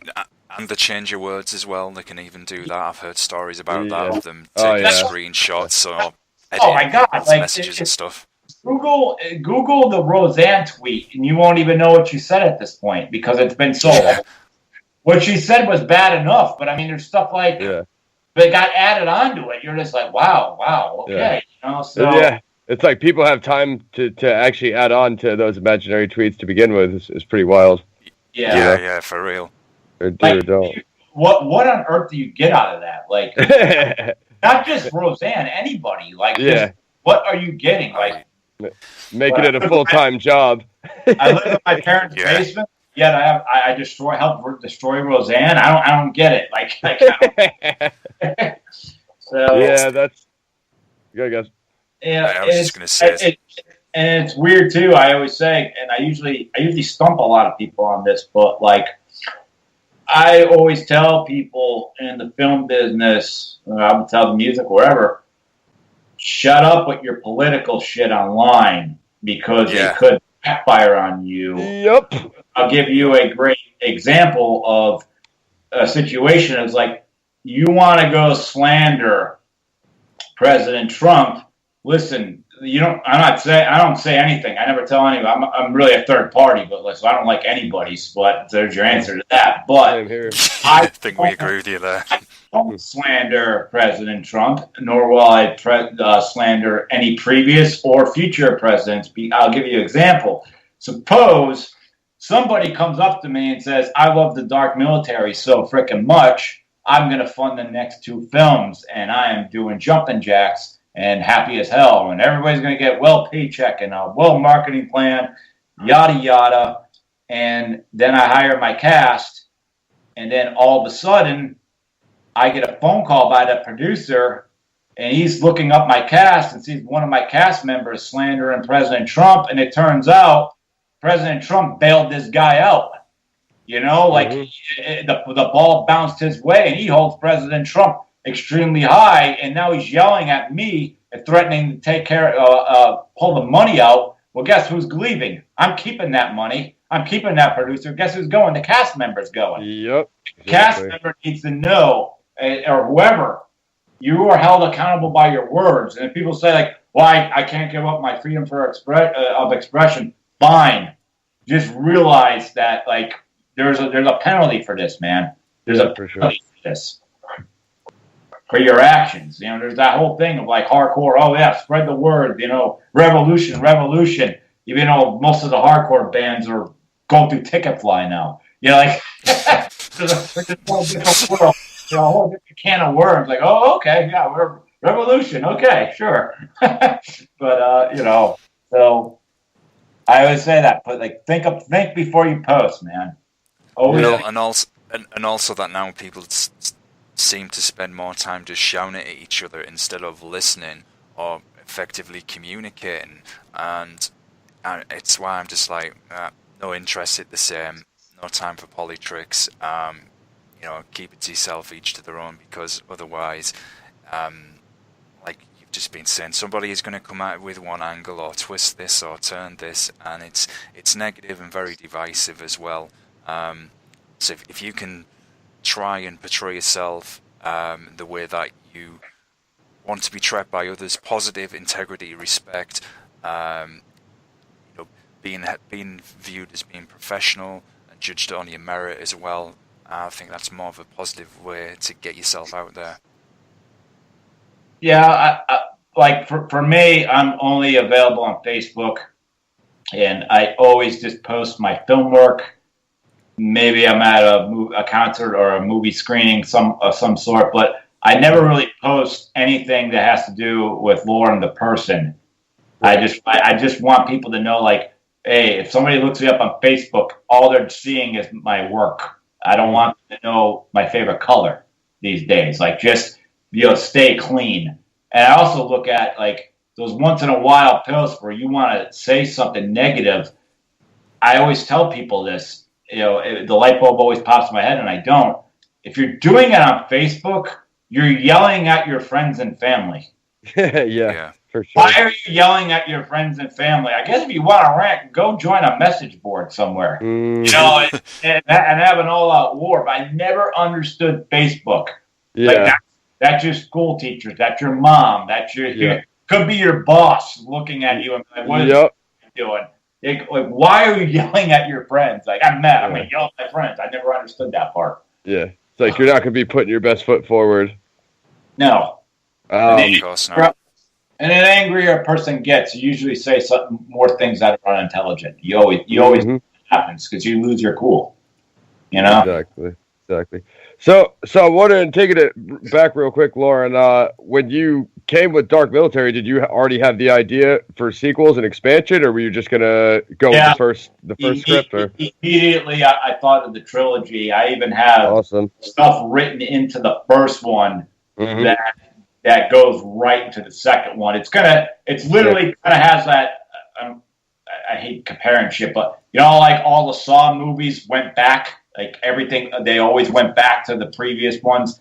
Yes, like even the characters that are gone, like that don't mean their families aren't trying to, get their revenge and all that. Like like a lot of the names from that movie, from the first movie, are in the sequel. Like there's some sort of flashback, or some sort of what I'm looking for. Like they're not forgotten. They're brought up. There's like a spot for them. The gods action. I have a little bit of everything. I try to, and you have to watch when you're writing a movie where to draw the line on that. Though you don't want people like I'm lost if I didn't see the first one. You got to write just enough that like if you're watching this fresh movie, it's still a movie, a standalone movie. Even though it's an installment. Right. I think so you can keep it accessible. Yes, exactly. Yeah, I think Devil's Rejects did a really good job of that with it's like you said, that perfect balance of new with the right amount of, throwback references to people that, have seen both to connect them together. Very, very good. And I think that's it's a good reference for the sequel to Dark Military, as far as there are two standalone different movies. Like they're nothing like each other. Devil's Rejects went in a way different direction. Yeah, gritty Western. And that's going to kind of happen. Well, it's not going to be a Western part, but that's going to happen in the military too. Like, it's not like, they're on his hunting ground again. Like, that can't happen. Like, Barabbas even makes reference to that at the end of the movie. Like, it's not like they can just start a website again and do this all over. Has it all planned out. So you're trying to hold up. You could start a Patreon. Yeah. donate to our GoFundMe. Barabbas kills the world. No, I really like the ending too, man. And obviously we won't blow it, but it seems like the Dark Military takes it up a notch there, and you kind of have the hype up scene at the end there. So definitely would be interested to see what would happen next. Yeah, thank you, and it'll be 1 year later, like the very next Halloween. This is like one of those things. Like, hey, if the Dark Military did go, until you get the general, he could just send a whole new team in. It's like his whole movie is who's the general, and and how's he or she doing this? Because you never really figure out, is it male, female, black, white, that you don't know who the general really is. That's what had me guessing throughout the whole movie, and as I mentioned earlier, the scenes with the cop drama, I was wondering, it's one of them. One of them's a general. So that's got me hooked already, man. As I'm already mentioned. So awesome stuff. Thank you, and I hope like you followed it, because there's a lot going on, and you'd be the ones to tell me. I didn't think there was really any downtime in the movie. I just think the movie's a constant go. It's constant go. Really, that's what I was going for. Yeah, definitely. Once things get started, I would say so. Good, guys. Yeah. I was just going to say when you say started, I know what you're saying, but like up until that point, you're learning the characters by name. You're absolutely. I mean, I know what you're saying. Once it got going, it kept going.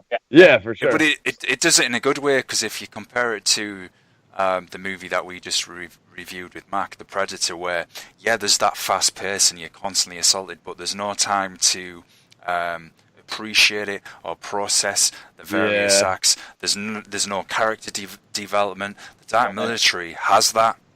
You take the time to set it up, and then once it begins, but still, you're still. And again, I'm trying to avoid spoilers, but I think as a midpoint in Act 2, where you kind of learn a little bit more about the Dark Military, the way there's a flashback, and that's all I'm gonna say. So that still is kept throughout the movie, even though it's obviously gone up in pace.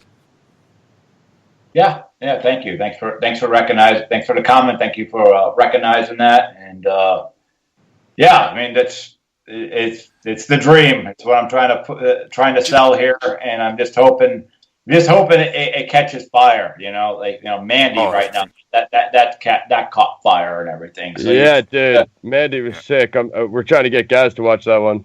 Yeah, I saw it last week. So I like anything that does catch fire, regardless if I'm a fan of the director or the cast. I'm just happy, right, that something comes through that I don't need to see, and it still happens anyway. That I don't need to see Jamie Lee Curtis fight Michael Myers. I don't need to see another Pet Sematary. I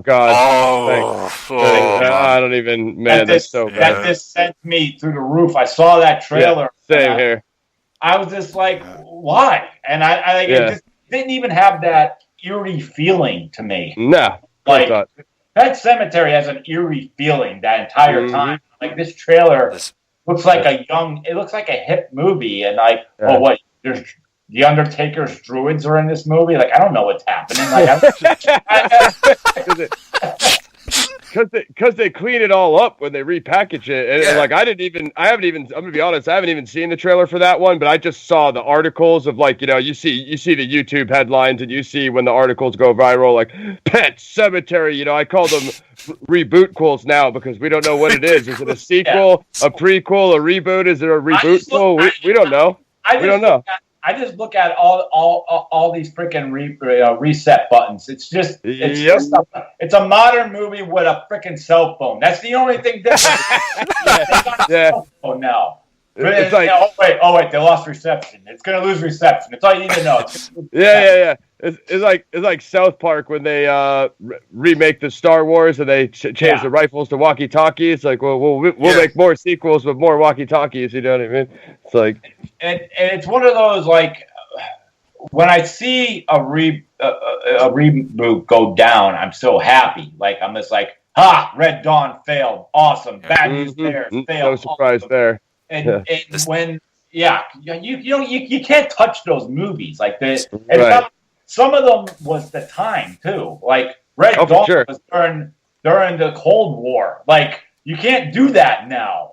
It's the atmosphere, right? Yeah. And that cast was flawless. Like, everybody was a name, and turned into something big. And when I know I'm not going to see it, I will not see it. And I understand a lot of people told me it was really good. But Stephen King's It is why there's a Pet Cemetery. Yeah, I'm not. It's okay. It's okay. It's just okay. I grew up. It's simple. We all know it was written by Stephen King, who wrote Stand By Me, and he's very good on bringing the youth movies together. And when I was younger, I really loved Stand By Me. I really loved It. I really loved that. Like, hey, we're 12 years old. You're 12 years old, and you got all your neighborhood buddies together. Is one of the greatest times you have in your life. So when the first It came out, I was like, this is great. And I thought that the youth and the adults were, like, perfectly cast. You had Pennywise, and everybody's like, well, any kids that watch it now, they're like, well, that was made for ABC. I'm like, so what? Can't you get into how freaking great it was? I get the spider ending wasn't the coolest thing, but why did you have to re-hit it? And when It exploded, and then they're like, those same people are going to make Pet Sematary, and if Pet Sematary goes through all this other stuff, and I'm like, well, this set us back. It just exactly. Do you want me to give you a heart attack? Something even worse, and it's VX who actually mentioned this to me, and they're remaking Enter the Dragon. Talk about films that shouldn't be touched. They're redoing that. For a guy who trained with a couple of Bruce Lee students about 12 years ago, now passed on, almost all of them are dead, and grew up with that, that's a huge insult to me that they even do it. But it's not. That's one world I don't think anyone's going to get behind. I think that'll go over as good as Bad News Bears. like you said about capturing the time, I mean, how iconic was Enter the Dragon with the, the 70s style, kung fu, and you know what I mean? It's like, come on, man. It's just certain stuff you don't touch. Like, you think it's like, do you think they can really redo like Butch and Sundance again, like in this time? Like, it was the time. It was Redford. It was, it was Paul Newman. It was a perfect time. Someone's probably writing a pitch down now for that. and again, once we're done butchering Enter the Dragon, I totally get. I totally get when they hit that button. They're just like, oh, it's already been done. There's already an audience. Well, we could cut back on marketing. I understand that, but it's a sea of diarrhea. Like it just gets bad. Yeah, it is. It certainly is. When you really look at like what they did with the last Friday the 13th, which I actually like a lot. What was wrong with just putting Jason in modern time and calling that part 11? That had really nothing. Yeah, exactly. That really had nothing to do with the past. It really didn't. To me, that's part 11. Like, and I dug it. I'm like, oh, okay. Like, what was? And Rob Zombie's Halloween, I always say, is like it's a prequel into the first one. And I kind of have to say, I kind of like it. And then H2 came out, and Rob Zombie will get kicked right in the balls when I see him for the H2 because I'll bet. Well, yeah, I don't know about this H3 thing that they're doing here either. I'm a little confused about that one. But I've heard about that. But were they really doing that? They're doing it. I maybe that's what this new one is. I think this used to be that. I don't know. I don't really know what got switched around. But I hope this isn't a spoiler. But I just wanted to point out those shots you guys had of the news segments. Yes. Dark Military on that background. I thought that was a really original way to portray that. It gave almost like a first person post-apocalyptic feel looking at the CRT monitor or whatever it was. You know what I mean? That was kind of a different direction you took there as well. Thank you. I like that. Listen, I'm an indie guy. That's what I wanted. I wanted different. I want someone to be like, this isn't really like anything, and if anyone's like, someone will be like, well, it's just another hunting movie. Well, if that's what you think about it, fine. But that's why that's there. That's why those basement scenes with the terrorist tapes are there. I actually looked at, hey, look, we're in a world where terrorists are like the worst thing. Like, I don't know if this hits the mainstream. Will I get some backlash? Like, oh, some dude made a horror movie about this shit. Like, how dare he? Well, I'll gladly take the publicity, but I had to try something. I didn't want another movie where somebody got lost in the woods and don't go over there. Someone's uncle, someone's niece died, and there's some crazy guy in there, and he'll kill you. Don't go by the old house. Yeah, I can't stand it. There's people that hand me these scripts, and I'm like, there's 50 of those. This is what is different. Yeah. What's different? Yeah. You named him Tommy. Wow, what an original name. Jason, Michael, and Tommy. All right, cool. Let's go, guys. Saddle up. So as far as the hunting films, and I don't mean any disrespect or any way, but did you draw any influence from any of Surviving the Game or any of that stuff that would be the hunting type stuff? When you say hunting movies like that, I always think of Avenging Force, I think of Surviving the Game, and I think of Battle Royale. And the Battle Royale thing, where when there was the radio show, like in the morning, letting you know what happened, I was like, I want to steal that so freaking bad, but I can't do it. And that's where the stroll came up, which anyone who will see it will understand on the website with all the names, all that. That's where we came up, and someone told me it's like the Hunger Games. Like, I don't know the Hunger Games at all, and I never will. Oh yeah, I've never literally seen it, so I would be more likely to reference Dark Military than I would the Hunger Games. Yeah. I unfortunately have seen the Hunger Games. Yeah, because it's just Battle Royale, just done by America. Very much so, yeah. Yeah, go ahead, guys. No, it is. That's all it is. Battle Royale. Yeah, totally. One I would mention to you, Loren, is I actually crowdfunded Rob Zombie's 31 that he really, kind of got bogged down, but they shot it indie style, and it's got some of that, surviving the game influence, or people have, compared it to Running Man or whatever. But it's definitely, I think you should take a look at that one because, it might be up your alley, at least as far as, somewhat where you guys went with Dark Military. Because I want to say that you guys didn't slack on the brutality as far as, horror. On PG-13, someone pulls out a knife and the camera moves and it doesn't come back for another 15 minutes. So they show the body 40 feet away. You know what I mean? You guys guys doubled down on the violence. You really did.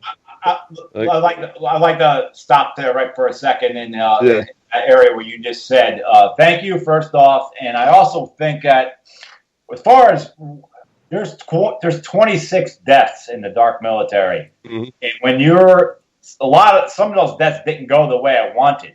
Like it's like we're out of time. Like we have to wrap this night. Like just go break their neck. Like, you want me to break their neck? Like reality. That person's throat should have been ripped out. Like it just things happen, but it's dependent. I'll tell you, the ultimate time consumer is a death in a movie. It's always like you got one shot at it. You know, unless it's Hollywood, and there's like, oh, they got 9 different pairs of clothes of the same thing. Yeah. So you got one. It's one and blood done. Capsules, all that. Yeah, so. With Dark Military is like I wanted to give it violence, and I also kind of wanted to keep one fist in the gold of like it's not that overboard that it could be seen on like a Saturday afternoon. I didn't want to go head over heels. It seems like the real horror movies that do really good. Recently, I've noticed it's over the top. It's gore porn is what I call it. It's just like wow, this killer really sat there a long time and.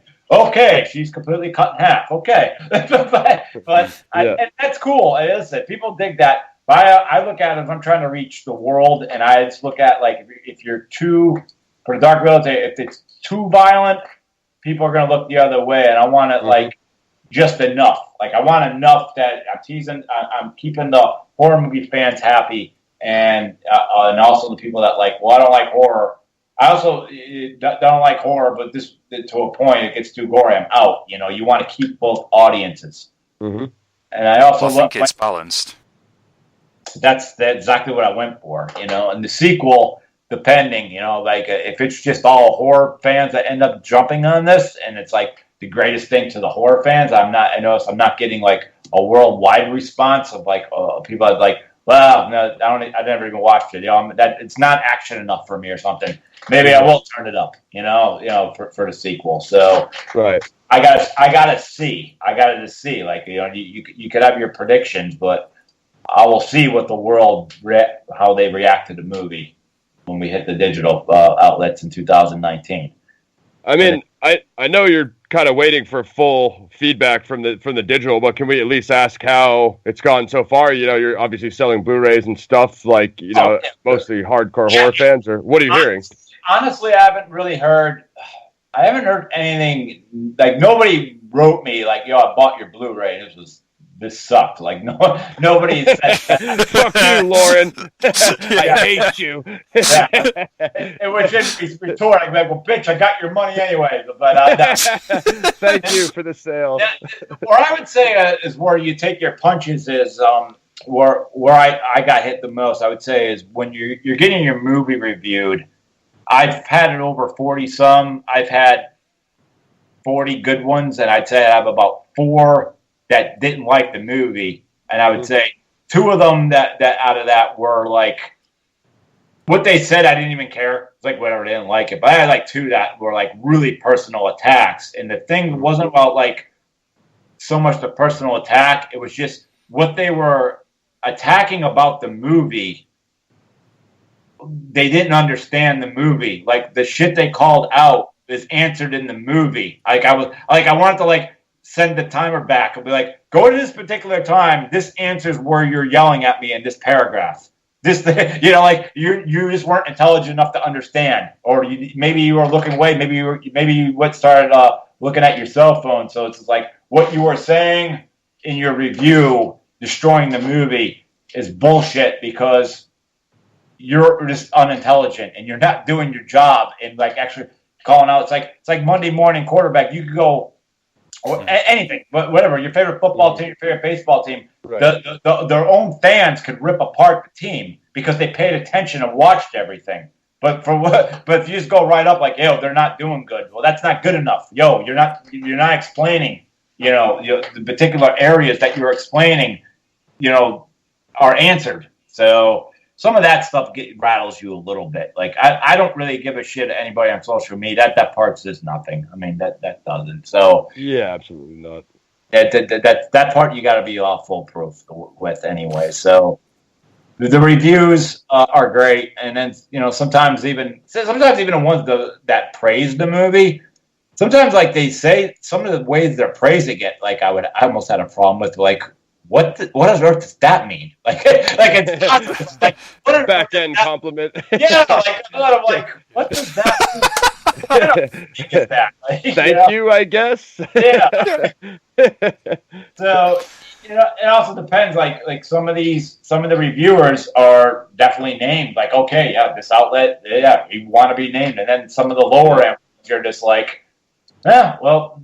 Hey, you got to start somewhere, with maybe some of these are going to be the greatest outlets, some just have more of a punch than the others, more of a following, but you write it up, man. You do that. You're just trying to, you can never take your foot off the gas pedal. You just can't. Yeah, totally. Yeah.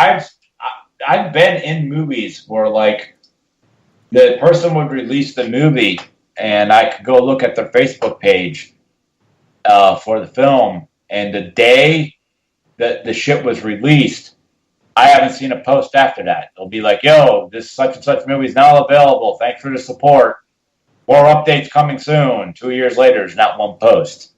And I'm like, what? Like, you can't post any behind the scenes footage. You can't post any interviews. You can't post any articles. And like graphics, but like they're posting selfies of themselves everywhere they go. Like you stopped. You put all that time in a movie, and then you just stopped. Like you can't. Yeah. I can't stop. I'm making a trilogy. The first one's never off my radar ever, ever.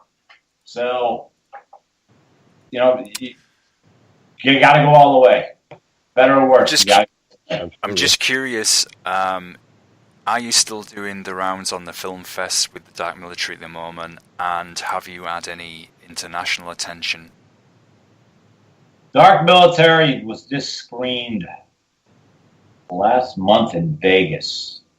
And I haven't, and now with the release of it out, I'm not exactly pushing it. Like, there's things like when the Dark Military, you're like, I want to push Blu-ray sales. I'm trying to find the best digital outlet for it right now. I'm trying to find the best social media ways to keep the pages fresh. I'm trying to do podcasts like this. And it's just like you're trying, before you know it, like you have it all written down. Like, here's what I need. Here's all my targets. Here's what I need to do. And you're like, Jesus Christ, there's 13 of these things. Like, something's going to lack in one area. And I got a film fest coming up November 8th and 10th. So... So when it comes to the films, like I'm not chasing any film festival right now, like until I get done with my festival, so that you kind of have like what's in front of you right now, grab onto a few of those and stick to them. And you try to get the other ones in where you can. And this also comes where there's a reason corporations are corporations, because you could hire people to each take one. But I can't hire anybody to help it. There's no money here. There's no money here, or I could offset some jobs to people. Right. You also have to realize, and that kind of has something to do with what I was saying with the disgruntled cast member that a short time ago is when you have someone thinking they're representing your movie, and they're talking to other people, and they're saying the wrong things. That comes back at you. Oh yeah, absolutely. That comes back to any project. Such and such said this, and and they're like, whoa, what did he say? Like, well, hold on, no, we're not that big, or that's not happening, or or such and such said this, and it looks bad on me, like almost like but like they said my movie was superior to theirs or something because his ego got hurt, he or she's ego got hurt. You're just like whoa. So you have to kind of like you want to wish you could hire the right person and say this is the only things I want you to say. What I'm getting back to me first because that's why you need a publicist. Some of those people get power happy like that, like they're using your film. You're thankful they're talking about your film, but they're using shit in the wrong way. Or here comes a bunch of IMs from people like such and such sent me over. They said you could help me with my movie. Like, why did this person do that? What on earth? I've got high total stranger. Let's start from the ground up. Let me stop everything and talk. I have an unlimited budget. Here you go. Because they heard you were a director, so right off the rip, that obviously makes you, George Lucas, right? It couldn't just be you were working on your first feature. So you also got to realize like how to even approach people. Like there's a two-headed monster with like that. Like I don't know why. Who the hell found me over there, but I get a lot of Iranian kids from Iran, not kidding, that write me and say, like, I've been following your movie, following your success, blah, blah, blah. I have a film I would love to see in a feature. And I understand it's a kid in Iran. He doesn't understand the business. I'll take it as a compliment that he wrote me. He found me out of all people. But it's just like, I'm figuring $2 million budget, and you're just like, kid. You always got to stop and say to yourself before you write someone like that's an independent guy. If I could get $2 million, I'm not giving it to another person. I'm giving it in another country. So you got your equal balance compared to this some guy that's in New York is like this right. Dark Military, it's awesome. Anyway, I got a film for $200,000. It's cheap. It shouldn't be much to get a hold of. Cool. How much money did you raise? Nothing. Oh, so I can do all your funding for you. Yeah, exactly. Let me get out the black card. Get you single? Here, have my girlfriend while you're at it. Take my house. Yeah. That's where the other part of the sword comes in, where you're just like, in the end, it's complimentary, but at the same time, it's like. You're just fishing to find somebody. I had another guy write me. He lives about an hour away. And he's like, I've been working on this script for 4 years. I'll give you and I thought he had money up front. Somebody kind of like greased this dude, started hyping this person up. And when this is on an IM, by the way, I'd rather have gotten this person on the phone. And the person hits me up and like, I've been working on this project. It's been my life project. I've been writing it for the last 5 years. I'm like, all right. He's like, by the way, I don't have any money. I'm just letting you know. He's like, I heard you're a guy that can get things done. I'm like, yeah. It's like, I've been hearing about that a lot lately. Greg, what's your pitch? He's just like, I got a movie. I'm like, could you tell me the premise? It's a zombie movie. And I didn't say anything. And I'm like, he's like, are you there? I'm like, yeah, you just pitched me a zombie movie in 2018. Coming soon by Loren Lepre, a zombie movie. Yeah. He's like, well, what do you mean by that? And I'm like, listen, dude, I don't want to tell you your movie can't get done because I would never do that. I wanted the Dark Military done. I made sure that movie happened. If you believe in this movie, go for it. I'm going to tell you something you're not going to want to hear. The two things in Hollywood that are no-nos right now are a bunch of stoner films is a no-no, and the number one thing you don't go near is a zombie movie. It was 10 years ago, they would yank the script out of your hand and start it. And he paused, and he's just like, you just ruined my dream. I'm like, whoa, dude, I didn't ruin anything. I just gave you a reality. I'm telling you the reality. Like I just said, if this means something to you, stroll up, pursue it, make it happen as in the Dark Military. And he's typing, he's like, I'm actually crying right now. This is what you people's lives. Like, whoa, there you go. Zombie melodrama. Loren Lepre, the Dream Crusher. Yeah. There's your new wrestling name. You can go back in the ring.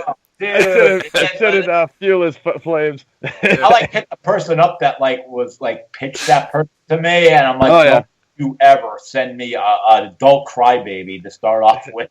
And then the guy wrote me 48 hours later. He's like, I've been thinking about what you said, and I'm still going to go forward with it, and I want you as part of my team. And I'm like, I let him know I saw it, and that was it. I let him know that I read his email. That's like good enough. But thank you, sir. Yeah. Sir that knows nothing about film. The guy wrote a script. That's all he did. He wrote a script, and it means a lot to him. Great. Yeah. You know. It kind of didn't give you the impression that he got past the paragraph, to be honest. No. It's just like a zombie movie. Yeah. So it's just going to kind of develop itself. Yeah. But when I was younger, I wanted to play for the Philadelphia Phillies. You know what? It didn't happen. So relax, buddy. You know? Hey, going to Gaz's last comment, Loren. I saw you put up some vintage footage in the ring on the channel. I just wondered if I remember last time we had you on, the old show, we all talked about the wrestler and stuff like that. I'm just wondering if your background is something you could ever use, or if you have something in development where you could, play that type of a character, where you could focus on either a short or literally anything where you could focus on wrestling. Well, the character Griffin in the Dark Military, he's a wrestler, so I mean, I always say I kind of like the comments I take from you guys about keeping the hardcore music into my films. I try to keep every element of my life in it. I'm a martial artist too, so at the end, what you saw, we're doing wrestling bumps, we're doing martial arts, we're doing and you bring it all together. So. Is your question like about me making a movie about wrestling or just a wrestling project where either you could either whatever semi-autobiographical or just you basing it, like you said, using a piece of your life and basing it on a character? I've got a pitch for you already. A wrestler movie. I was going to say you could go in the ring and just tear up scripts in front of this guy. There you go. You know what? The honest answer to that question is wrestling movies don't sell. Beyond the Mat didn't really do too good. All Vince McMahon's WWF movies, but Stone Cold or John Cena, don't do good. The wrestler was a different world. It was a different beast. You never saw. That was really in a small way a documentary in a small way. I mean, it wasn't, but you know what I'm saying? You're seeing this guy who was the best and now he's the worst. So and the drama aspect. Yeah, I know I heard recently that there's approval. I saw on Blue Meanie's wall. I'll tell you that. This is how I heard it. There's a documentary on Bruiser Brody. I looked at if I said I want to do a movie, I want to do the Bruiser Brody story.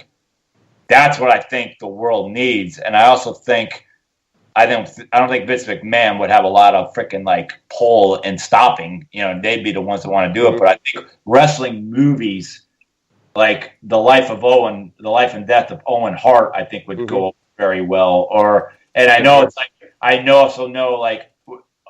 It's a story. I mean, I don't think his family would sign off on it, but if the Chris Benoit story, start to finish, that's a movie right there. You have to look at that's a movie. Or even one on Hogan, his whole entire straight through a Ric Flair 4 Horsemen right. That's what I'm waiting for, Flair and the Horsemen. That would be cool, but they just got to know where to use. They need to stay in that world. I don't think you could really take wrestlers The Rock is just the food.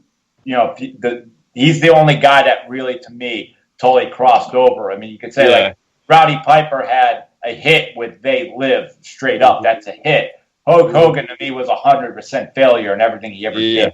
Yeah, same here. Because The Rock could actually act. Right. When you put it on, sometimes I'm I just look at he's an actor, and then after once in a while it pops by. Oh yeah, he's a wrestler too. I forgot about that. That's how good he did it right by leaving wrestling for 10 years and not showing its face. That was the smartest thing in the world to do. I highly praise the man, I really do. But as far as wrestling project, that's what I come up with. Interesting stories. To me, the Bruiser Brody death is something. Bruiser Brody's death actually lingers in my head all the time. It's weird, and I feel I have a link to that. But someone's doing the documentary, so that means his wife signed off on it, and good, go. Like, I got to leave that alone. But I'm talking about a real movie, and then you don't know how to end it because from when he went in the shower and everything, there's barely Savio Vega. There's only a few people that were there that you could even ask. Like, what am I gonna do? Make up an ending? Document it, exactly. Did you see the Nigel McGuinness documentary that he released quite a few years ago? He used to wrestle, in Impact Wrestling. It used to be TNA, called TNA, when Nigel McGuinness wrestled. And I think he was general manager of Ring of Honor for a while, and he had to stop because he got a blood infection, I think. And he made a documentary all about that, how, when you're wrestling, how you can get these kind of infections. I've never seen it. Just curious if you've ever watched it. Now, you know what? I don't know that wrestler, and I don't mean that in an insulting way. I'm really that far off the grid. Like I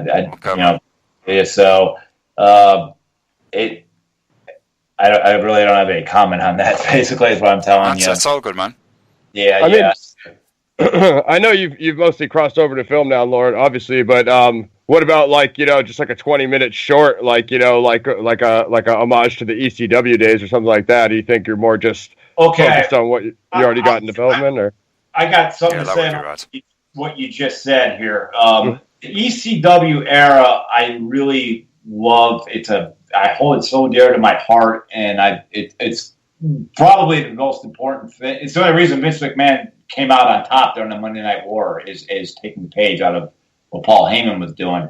I also have to say at this point, when I'm going through a YouTube, I'm sick of hearing everything about ECW at this point. I think it's now I don't know if I'm the first one leading the way. Look, there's Tommy Dreamer, there's Sandman, there's Raven, and they're telling a story that I'm finishing because I saw it in a previous interview. So I just don't know if they've had 3 movies. You had the WWF one, you had Forever Hardcore, and you had Barbed Wire City. And Barbed Wire City, listen, that didn't need to be made. I thought between those 2 films, you got both ends. I didn't need to see, total respectable. I didn't need to see Axl Rotten and Balls Mahoney that in that shape before they died. I didn't need to see that. Yeah, I know what you mean. Yeah, there's certain things of you know them. There's a certain time I also say remember when is the lowest form of conversation versus it was historic, so you acknowledge the timing. So when it comes to any wrestling documentary at this point, I'm like, I just think you need to get into stories about how did they make it, or someone. That's why I say the Benoit, the Bruiser, Brody. I what I miss is back when wrestling was not entertainment, when it was more real. Do you miss the Attitude Era then? What? Do you miss the Attitude Era? The Attitude Era. I'm going before the Attitude Era. What I miss is if I could follow Ole Anderson and like Harley race around and just listen to them forever. I love hearing those badass stories of like how they the new guy would come in and they'd break their leg and during training to let them know this is freaking real. I love that sort of thing. Iron Sheik stretching someone to oh God, I love hearing that those crazy Dick Murdoch. I love Dan Spivey. Dan Spivey punching Dick Slater in the locker room and his face split completely open. It was so ridiculous. I love hearing crazy the old Andre the Giant stories. I'm sure we all saw the HBO documentary. That's what I was going to say. That documentary was sick. It was just great, but I mean, I loved hearing. I don't know if I had. I know it was Harley Race. I know it was Blackjack Mulligan, and there was a third person, but they were all, and Andre the Giant were all drinking on the beach at night, and one of them beer launched Andre jokingly, and Andre grabbed them and dragged them into the ocean and shoved them underwater and was legitimately drowning the guy to the point I think it was Blackjack and Harley Race couldn't move Andre, that they full on started punching him in the shoulder. Like if it's like the human face, like the way you would try to fight someone. We repeatedly told he let go. And then Andre started chasing them from hitting him. Like I like hearing shit like that. That's the behind the scenes story. Yeah. Or that's the real story. Actually above Bruiser Brody, who I love. I mean, I would love to make a movie, and I just think, other than the wrestlers backing me up on this, that nobody in the world would believe the movie I put together. But I would love to make a movie and reenact all the ass kicking Haku / Ming did, because those stories are infamous. I mean, stuff that guy did. I mean, biting a man's nose off, and like the cops came, Ming and the Barbarian. The point where the cops came in and the Barbarian stood there while they unloaded the freaking mace on him, and he stuck his tongue out. And they unloaded the whole jar of mace. I'm talking like superhuman stories like that. Yep. Awesome. Those two were. I'm not going to be able to handle mace. I'm not that. Legendary lore. Yeah, I remember you sharing a couple of those stories last time you were on. Actually, hilarious. Yeah, like I've always anything to do with what like Ming did, like because was this superhuman, and like and just utterable respect the locker room gave him just because he proved it, and you're just like, and he's the nicest guy. He's the nicest guy. It was always the stupid people that just challenged him, or dropped the N-bomb on him walking by, and they're like, he's not. He's smart. People they yell. Like, what are you doing? That happens a lot. Yeah. I got one more for you, Loren, and then we can let you go whenever you're ready to plug the film. But is it a bad time to ask you to fly me out for 10 days to shoot Dark Military 2 when you guys get around to it? Or I gather that type of thing is. Well, Casimi's the general. No from the other side of the pond. You will do my dirty work. Finally figured out who it is. Spoiler alert. Like Rick Moranis could be the general. He's like, honey, I blew up the baby. Yeah. Amazing. Skipping his dark helmet, outfit. That's what yeah, exactly. With the Schwartz. Yeah. Dark Military 2, I don't plan to do like the first one as far as shooting. I kind of want to do like 4 days and then a couple days off, and then 4 more and a couple days off. I don't want to put that pressure the way I did. I feel if I can get the budget that I need and lock these actors in like for those days, and overpay them and stuff, and overpay the crew, and pay for the location, I don't have to break my back and go such that. Like, I want to be able to have the time to have a couple of days off, breathe, and also go through all the footage and not be like, we only got an hour and a half to watch all this footage, man, and we got to keep moving. Like, I want to be able to stop. Right. Yeah, so that's part one. And when it comes to the second part, I got a mock draft of people that I have in mind, because I don't plan to do to do any casting, any open calls. But I will say that may favor you, my friend. I need about 200 people in this movie. Oh, nice. There you go. Yeah. So the ball's in your favor on that one. So you're gonna have to call somebody. I had like 70 some people in the first one, so the sequel can't be like that. Like, it's got to be bigger. Like, it's bigger. Sure. There's people hunting them. Waiting for them. Hell yeah. Yeah. I was just gonna say, I've got this mental image of a scene going into an office or something, and the camera pans back and reveals Rick Moranis just sat at a desk smiling. but he has to have like a 90s like CRT computer. It can't be like a new laptop or anything. Yeah.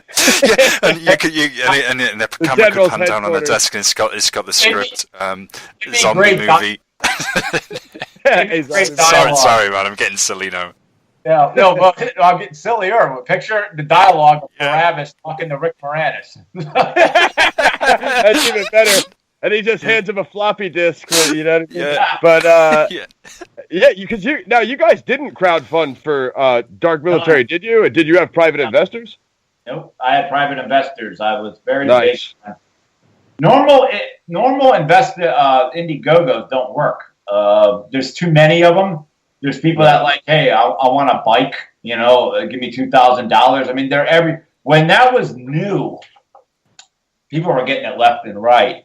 Now it's just like, well, you know, fund my movie for $500,000 and you will get a free Blu-ray. You will get a free poster. No shit. I hope so. Like, really? Yeah.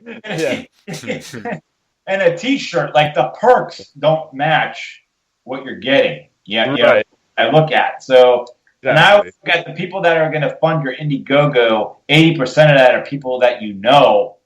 Skip all this. Just skip all of it and go to them and just straight up ask them. Mm-hmm. And a lot of people don't have good presentations on that. Like they make like a video, hi, I'm the director. This is my dream. And 90 seconds later, they just explain something. Like people need to see stuff. Like there's really beautiful Indiegogos that I've seen out there. Right. And you know what? They put money into the Indiegogo. Yeah, the campaign is good. Fun yes. Itself. Yeah. Yeah. And if you're showing me a poster and a video and that's it, like just a quick, you know, and the poster's probably horribly photoshopped. It always is. And the person's doing the video from their computer. You're showing me you're so amateur and so far behind. Like no one's going to want to back you. No. You know, and that's not enough. And I also look at some of these, but like they're making films for like $10,000 to $15,000, and I'm like, you don't have credit. You don't have credit to pull that, really. Like, right. Yeah, shit gets so low sometimes, you know. I've seen people like, oh, we made our feature film. Now we're doing an Indiegogo. We need $500 to $1,000 to do our film fest run, and I'm like, bitch, I worked overtime. That's how my film fest run money came. Like you're gonna ask for it? Like really? Like you came this far and now you're gonna ask this for that amount of money? Like I don't understand people like sometimes with that stuff. Like I'm not saying I will never do an Indiegogo, but I take much more pride on doing the films my way. By absolutely passion into it. So you know, it could be today.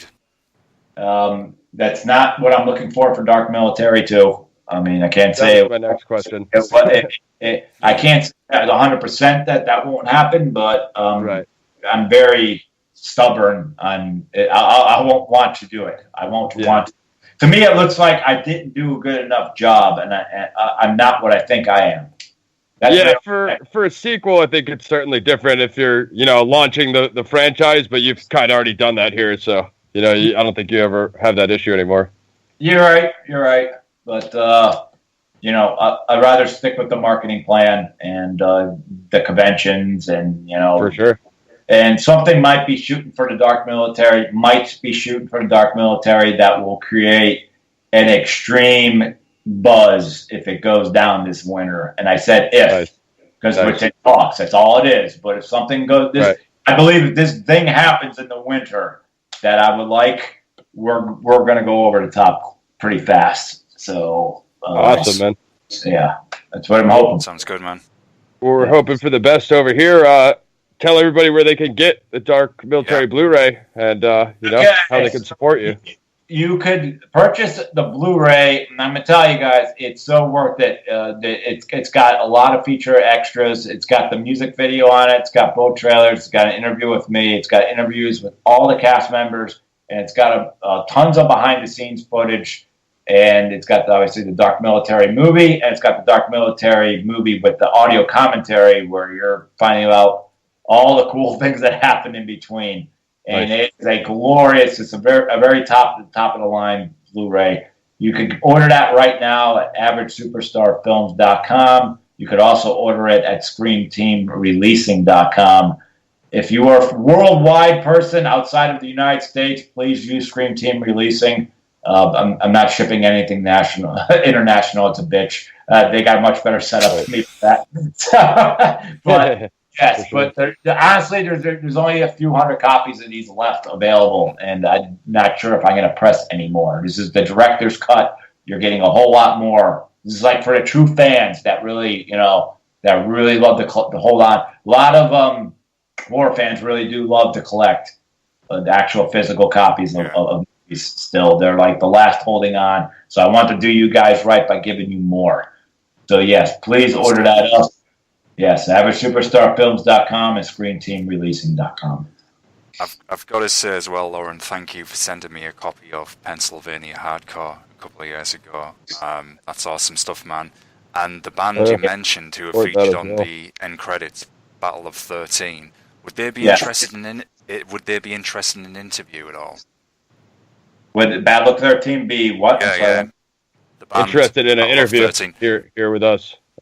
Oh yeah, I could make that happen. No problem. Oh, thanks, man. Yeah, that'd be great. I must be breaking up a little bit. No, you're okay. I'm sorry. Yeah. It's not breaking up, guys. Your mental is breaking down. yeah. Maybe it's Ricky's invading somehow. It's like you're giving too many spoilers away. It's Barabbas invading Gaz's brain. Yeah. What I'll do is when we're done here, I'll link up emails and they'll make that happen. You're on. I'll give you a heads up. You're on punk rock time with them, so I'm a lot more edge and stone than he is with making sure something happens. But yeah, for sure, it'll happen. If it's anything like hip hop time, we'll be used to it. Yeah. Well, listen, man. It's been awesome to have you back on the show. You're welcome anytime.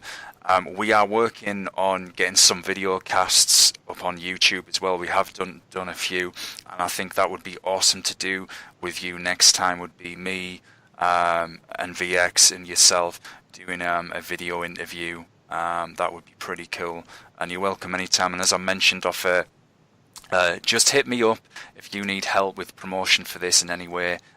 You're in a hardcore scene as well as me, so we can tap into that on both sides of the pond and push it and help spread the word.